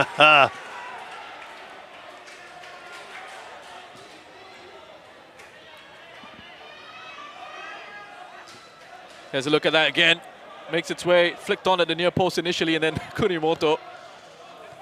It's unfortunate for him. Well, we're talking about good chances created, high quality chances, to quote someone I know. And we've had two of them, Roshan. The mystery man. Two of them in the space of, well, in as many minutes. Yep. Big chances for Albirex there. Again, they've just gotten away with that one. First, really good piece of goalkeeping by Shazwan, and the second one having to thank the frame of the goal.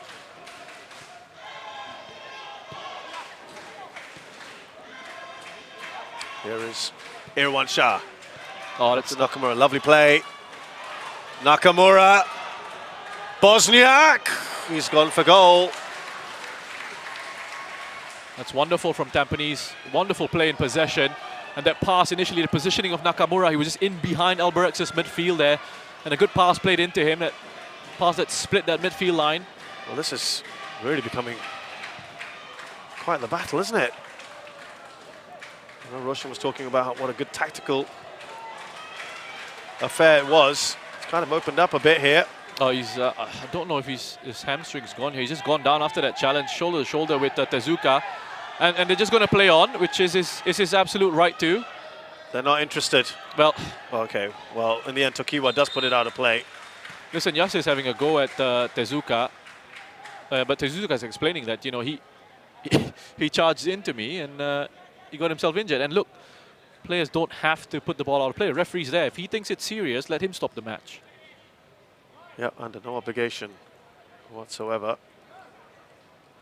Now, Bennett's gone down as well. Just having a bit of a lie down. well, I saw him earlier with one of the clearances he made. He was kind of clutching his groin at one point. I don't know if that's related. Probably not. Yeah, he was, wasn't he? Yeah, just wonder. Oh, was that? Yeah, he's feeling his groin again. Well, you don't want to lose one of your main defenders and your striker. Something we're going to have to think about here, because I think Taufik Suparno is getting ready to come on.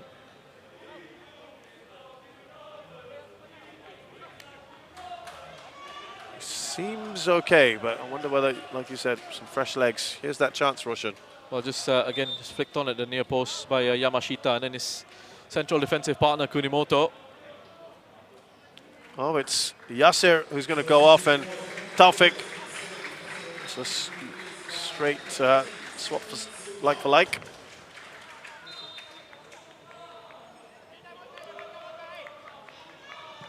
Captain's armband passes over to Dan Bennett. His final, well, let's say about 15 minutes or so in this match, including some added time. Can they hold on?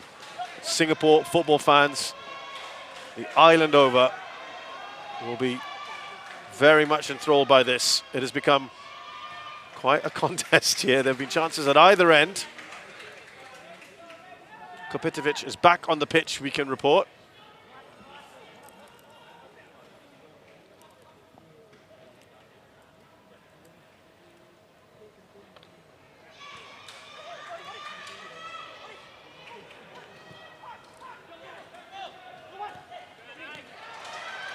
There's a foul on Irwan Shah, or rather on Amirul.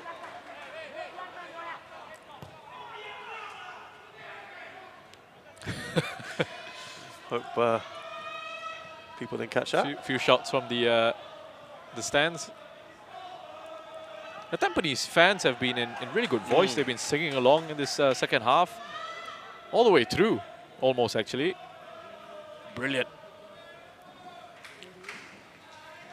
Albirex fans trying to respond here as well.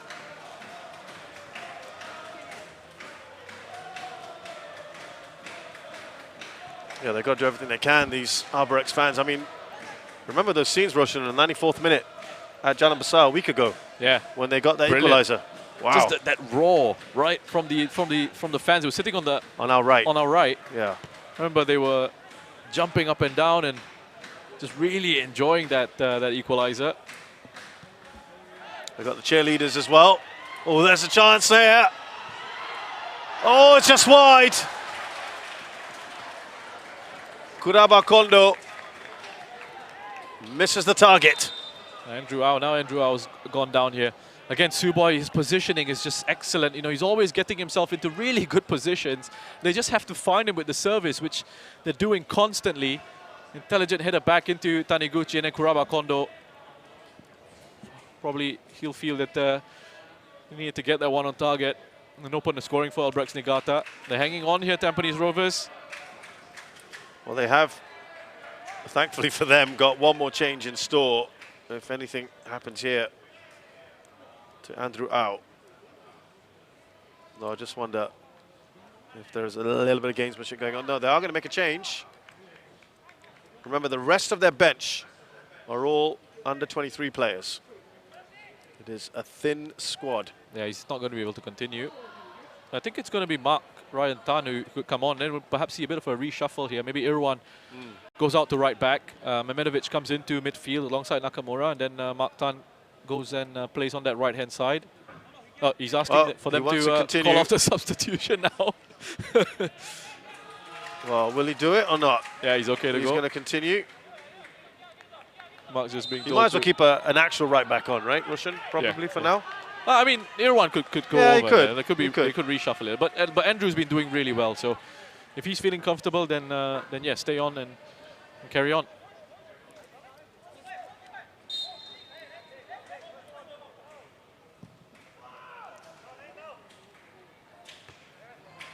Oh, we're going to have late drama here at Jurong East, like we did a week ago at Jalan Besar.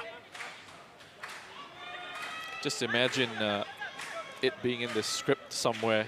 Albirex scoring another late goal here to win this one. Boy, that would break a lot of hearts.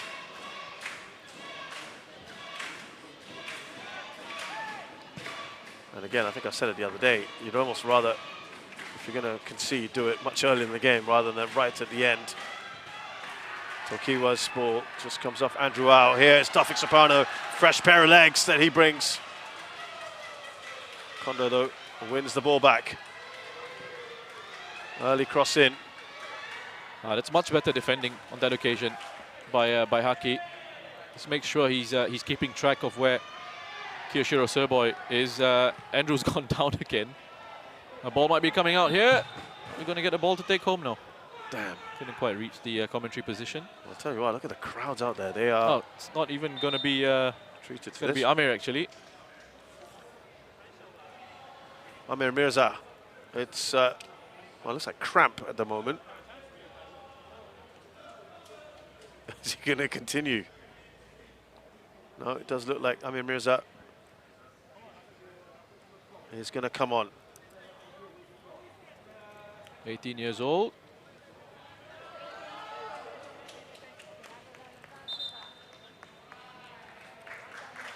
Good shift for Andrew Au today. He found it obviously a lot harder against Lion City Sailors. So we're just going to see the tweak, and as you had predicted, Irwan Shah is now at right back. Oh, it's Amir that goes into central midfield. Debut for the young man. Big last few minutes for him. No pressure. Oh. First touch for him. He was just trying to play in Bosniak into a bit of space behind. And Taufik's done well to charge that one down. Okay, it's gone out for a goal kick, sure, but what it does is it allows Tampines to just get themselves back into a defensive shape, delays things a little bit, and get themselves reorganized.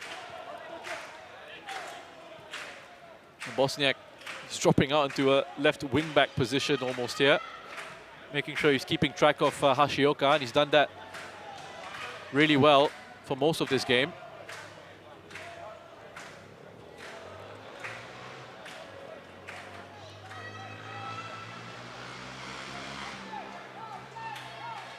Here's Kondo.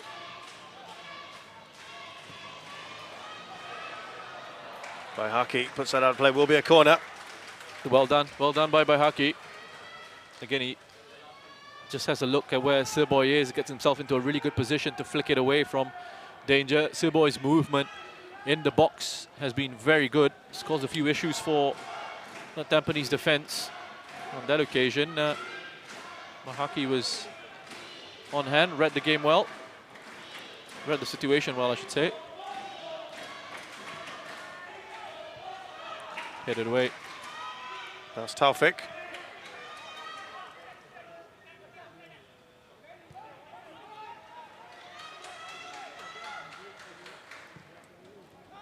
Kondo again, puts his early balls in. Solid punch from Shazwan. Nakamura clears.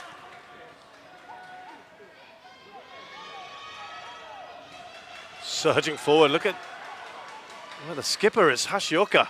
Out on the left-hand side for the moment. Kondo, now Hashioka, right across the face of the goal. Nervy moments. Living on the edge here. And now Dan Bennett's gone down holding his groin. There's another look at that. Good work down the left-hand side. Dangerous ball. Played across the 6-yard box by Hashioka. Serboy is just frustrated with himself. He's not gambled and gone on to meet it. Just saw a little bit of a smirk on Dan Bennett's face as he was talking to Mehmedovic.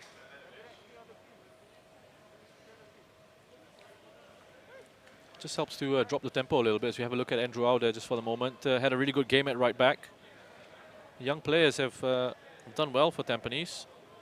Well, these guys will be absolutely delighted if they can snatch a point from Albirex Niigata, because to be fair, I don't think many people would have given them a hope today of doing so. But there has been a reaction, a positive reaction from Tampines Rovers. It's not easy, Roshan, to have to play both first and second in the space of a few days. Especially to get yourself up for this one, having been thumped by Lion City Sailors. Reminder again, 3 minutes plus added time. If this ends in a goalless draw, that is very good news for Lion City Sailors. They are right back in the hunt. They still have to do the business, of course, against Geylang International. And they will have the edge in the goal difference department by just one. If they win that game, and of course, depends on their margin of victory. If they win it, it will come down to the final day of the season.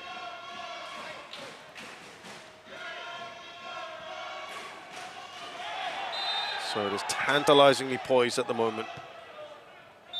Reminder, Lion City Sailors play Balasa Khalsa on the last day of the season on the 10th. Albirex are here against Tanjong Pagar.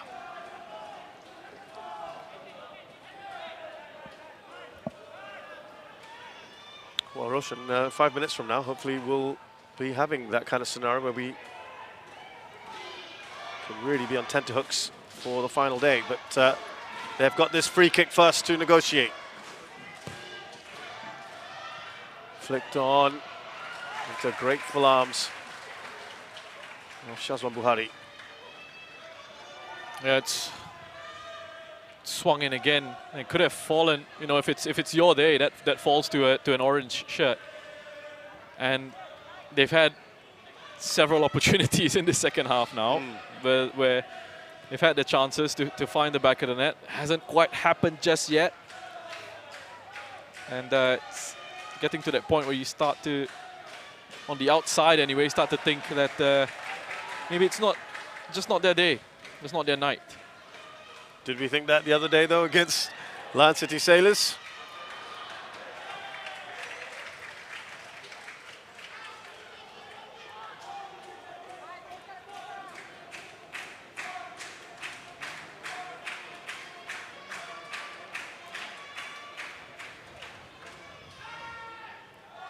Remember, at the end of this, we'll have post-match analysis with Roshan. Look back at some of the highlights as well.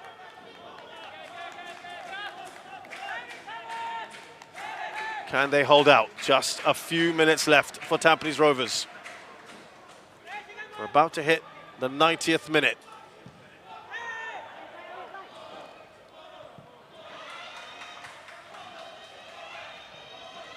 Taniguchi, touch on from Nakamura. Forward by Mehmedovic. Well, it's 5 minutes of added time. That's the last thing anyone who's not an Albirex fan wants to see. Shigatomi just urging his players forward. Mehmedovic, now by Haki. Now Kapitovic. He's done well here, Kapitovic. Oh, that was a good run by Amir.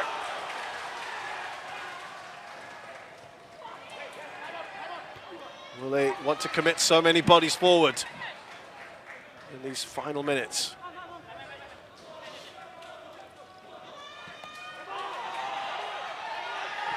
Coming together, there goes Tampines way. Take it quickly. ball was moving. Yeah, a couple of things, I think. But referee could have taken his pick between not the right spot and ball was moving. Tsuboi clattering Amir. Amir. Well, they've done in LCS here. Normally when they're chasing a goal, City Sailors push Georges Felipe up front. Albirex here have put Yamashita, the central defender, up top. It's the challenge and try and win things in the air. There's Dan Bennett up in the air. Taufik, no foul, says the referee. Not too many bodies to aim at. Easy for Koga. It's 4 against 3 at the moment up top, but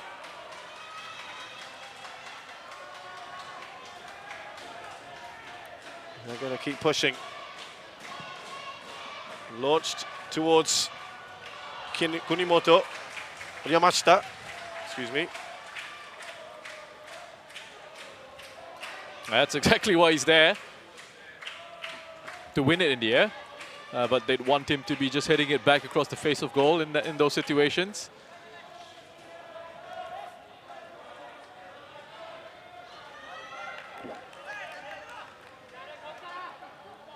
Well,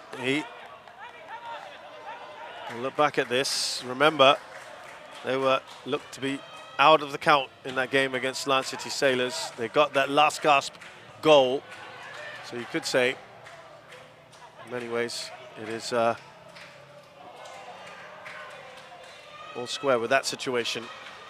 They managed to take points off Lion City Sailors in that instance. Here's Taufik Suparno.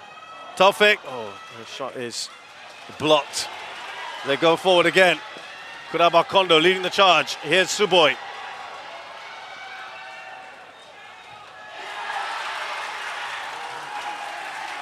Good challenge by Amirul. He liked that, didn't he? A response from the crowd and from the bench as well. That's good to see. Say, celebrating a challenge, defensive challenge, and a challenge that wins possession back for Tampines. That should be straightforward. Well, nothing is straightforward, is it?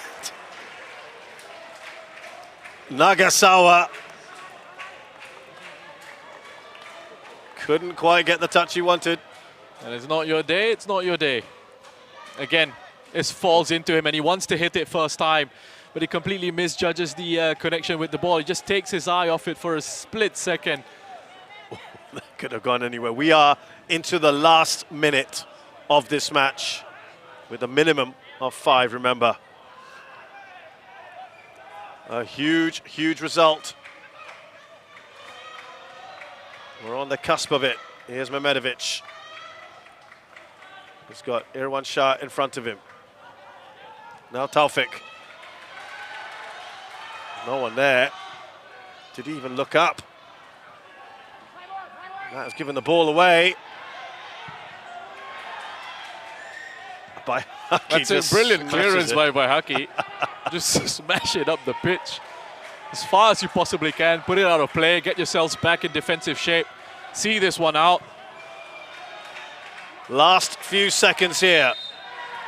I thought that was a final sure whistle. Would go. That should help Tampines Rovers with the free kick here. Mehmedovic has got a smile on his face there. They will take as long as they can with this one. Referee, I'm sure, will be ready to blow the whistle at any moment.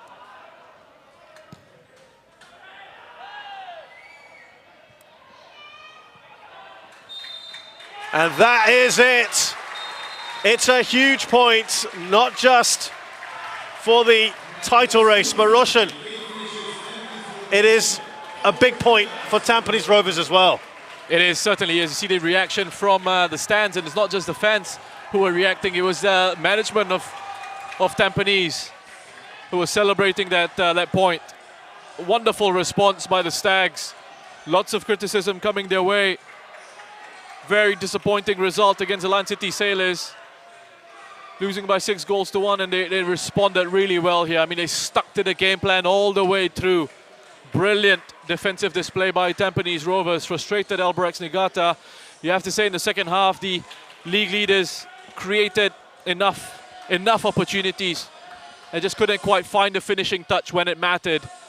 And it's given the Lion City Sailors a lot of hope now going into their game. Thank you very much, Rish Roshan Rai. And an entertaining match, one which so much was placed upon it. Albirex Niigata tried and tried, couldn't get the magic goal that they needed to put themselves on driving seat for the final day of the season. Tampines Rovers hung on. And the final score here at Jurong East Stadium is Albirex Niigata 0, Tampines Rovers 0. Well, just a look at the stats there at the end of this match as well. Albirex Niigata with 14 shots, 4 of those on target.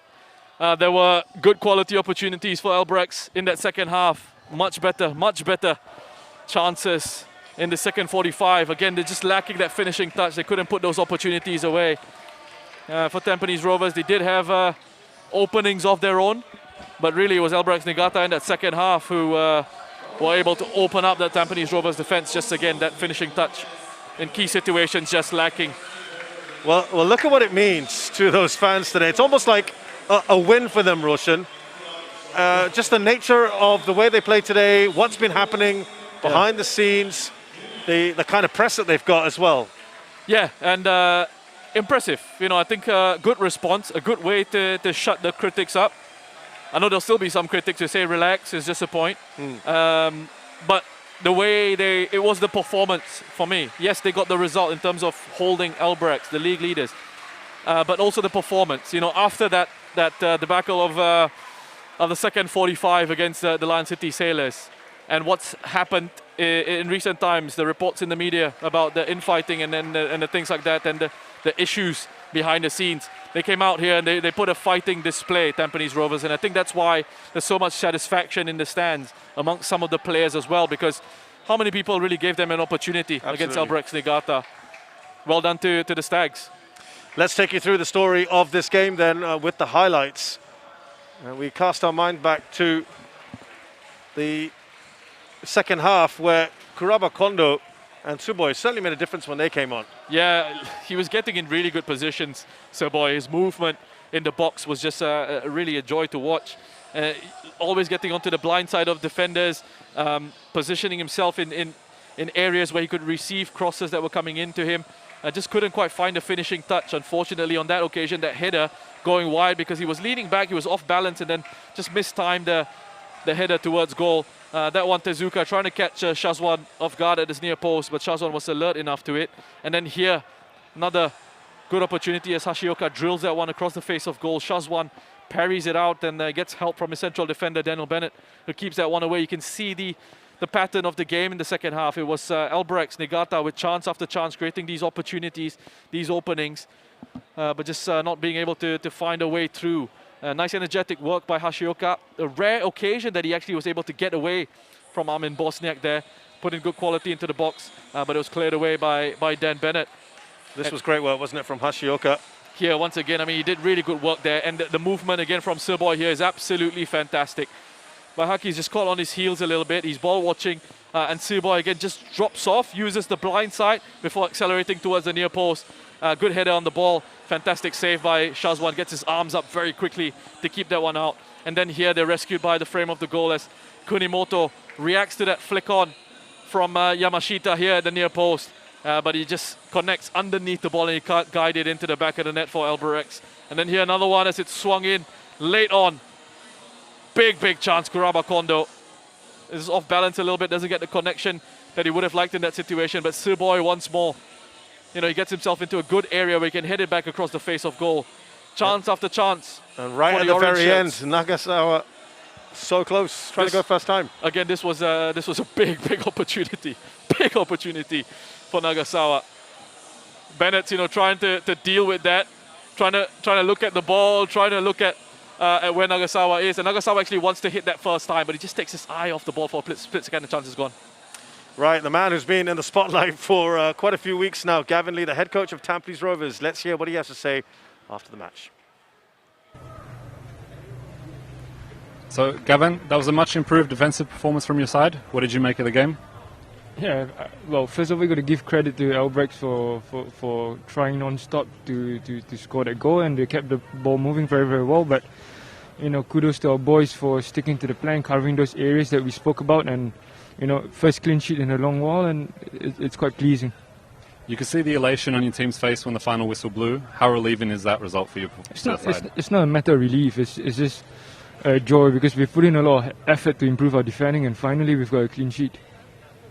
I know it doesn't affect your team, but I'm sure you set the league up for an even more exciting title race after that result. No, not really. To this point, it's more for us to secure AFC Cup spot, and we've done that. Now we can look ahead and make sure we are ready for it. All right, thank you. Good luck in your final game. Well, he's not going to give much away there, is he? Just like his team today. Yeah, look, brilliant. I mean, he touched on the fact that they were looking at an improved defensive performance. That's what they delivered. I think he would have liked that in that last game, especially from what we saw in that first half of that last game. They wanted to try and repeat that here, and they did for the full 90 this time around. So, again, kudos to this Tampines side. That result, they can't really be bothered with what happens around them. What happens to the Lions? They're not involved in the title. They don't care. It's not their problem. Yeah. But what he said there was about securing the point for the AFC Cup, and they were able to do it. But I think again, importantly, was to really give off a show here that we don't want to go out on a whimper. It could have been easily. They could have been off on their holidays, not overseas, or maybe to Germany, but maybe to Sentosa on the beaches there. But it wasn't about that. It was about showing that they're still here, they're still professional, they still want to fight for their fans and for themselves. And congratulations to them on getting the point. Now let's get the views of his opposing number. Here's Keiji Shigetomi of Albirex Niigata. Keiji, that was a frustrating draw for your side. What did you make of that performance? Of course, I'm not satisfied with the performance, but we have to change our mind and prepare for the next match. Thank you. All right, thank you. Good luck next week. Well, Tampines Rovers have a habit of frustrating this side, Albirex Niigata. Yeah. It's only one win in the last 5. Yeah, said at the start, right? That Tampines have actually got as a club, have got a good record, a decent record against Albirex, and they frustrated them again here tonight. And Shigetomi, you can sense the disappointment there. Says that he's got to look to try and recover the players with their mentality and just look ahead. Look, the pressure's now on the Lion City Sailors. What happened the last time out that Albirex dropped points against Tanjong Pagar? They lost. Right. Lion City Sailors went to play against Balestier and dropped points. So now, it's all well and good, hoping for others to do you a favor. That's done now. Yes. Now you've got that opportunity, Lion City Sailors players out there, to take this chance. It's all on you. It's all on your shoulders. Pressure's on. Can you deliver? Well, let's illustrate what Roshan is talking about when we look at the table now, because there is very, very little in it. 3 points separate the two sides. As Roshan mentioned, there is a game in hand. Lion City Sailors will take on Geylang International. That is at our Tampines hub on Sunday. Should they win that, they will go top going into the last day of the season. They already have a superior goal difference, only by 1, but it will be enough to get them on top of the table should they win. So here are those games that we talked about. Young Lions are hosting Tanjong Pagar United. That's on the 26th. Everyone, I'm sure, will also want to be keeping an eye on Geylang International against Lion City Sailors at the same time. Geylang are also in action on the 3rd against Balestier Khalsa, and Hougang United travel to Toa Payoh Stadium on the 6th at 7:45. And then, of course, it all comes down to the 10th of October. Well, another fascinating day of football. No goals, the first time in 53 matches that Tampines Rovers have failed to score, but I'm sure no one is going to mind that, Roshan. And also, by the way, let's remind all our viewers, a big game for the Singapore Lionesses. They're playing Indonesia. In the qualifiers, what an opportunity this is for them to qualify for the Women's AFC Asian Cup. They're taking on Indonesia. In Uzbekistan? Is it Turkmenistan? Well, Turkmenistan. It's very far away. Okay. It's very, very far away, but We hope you support them.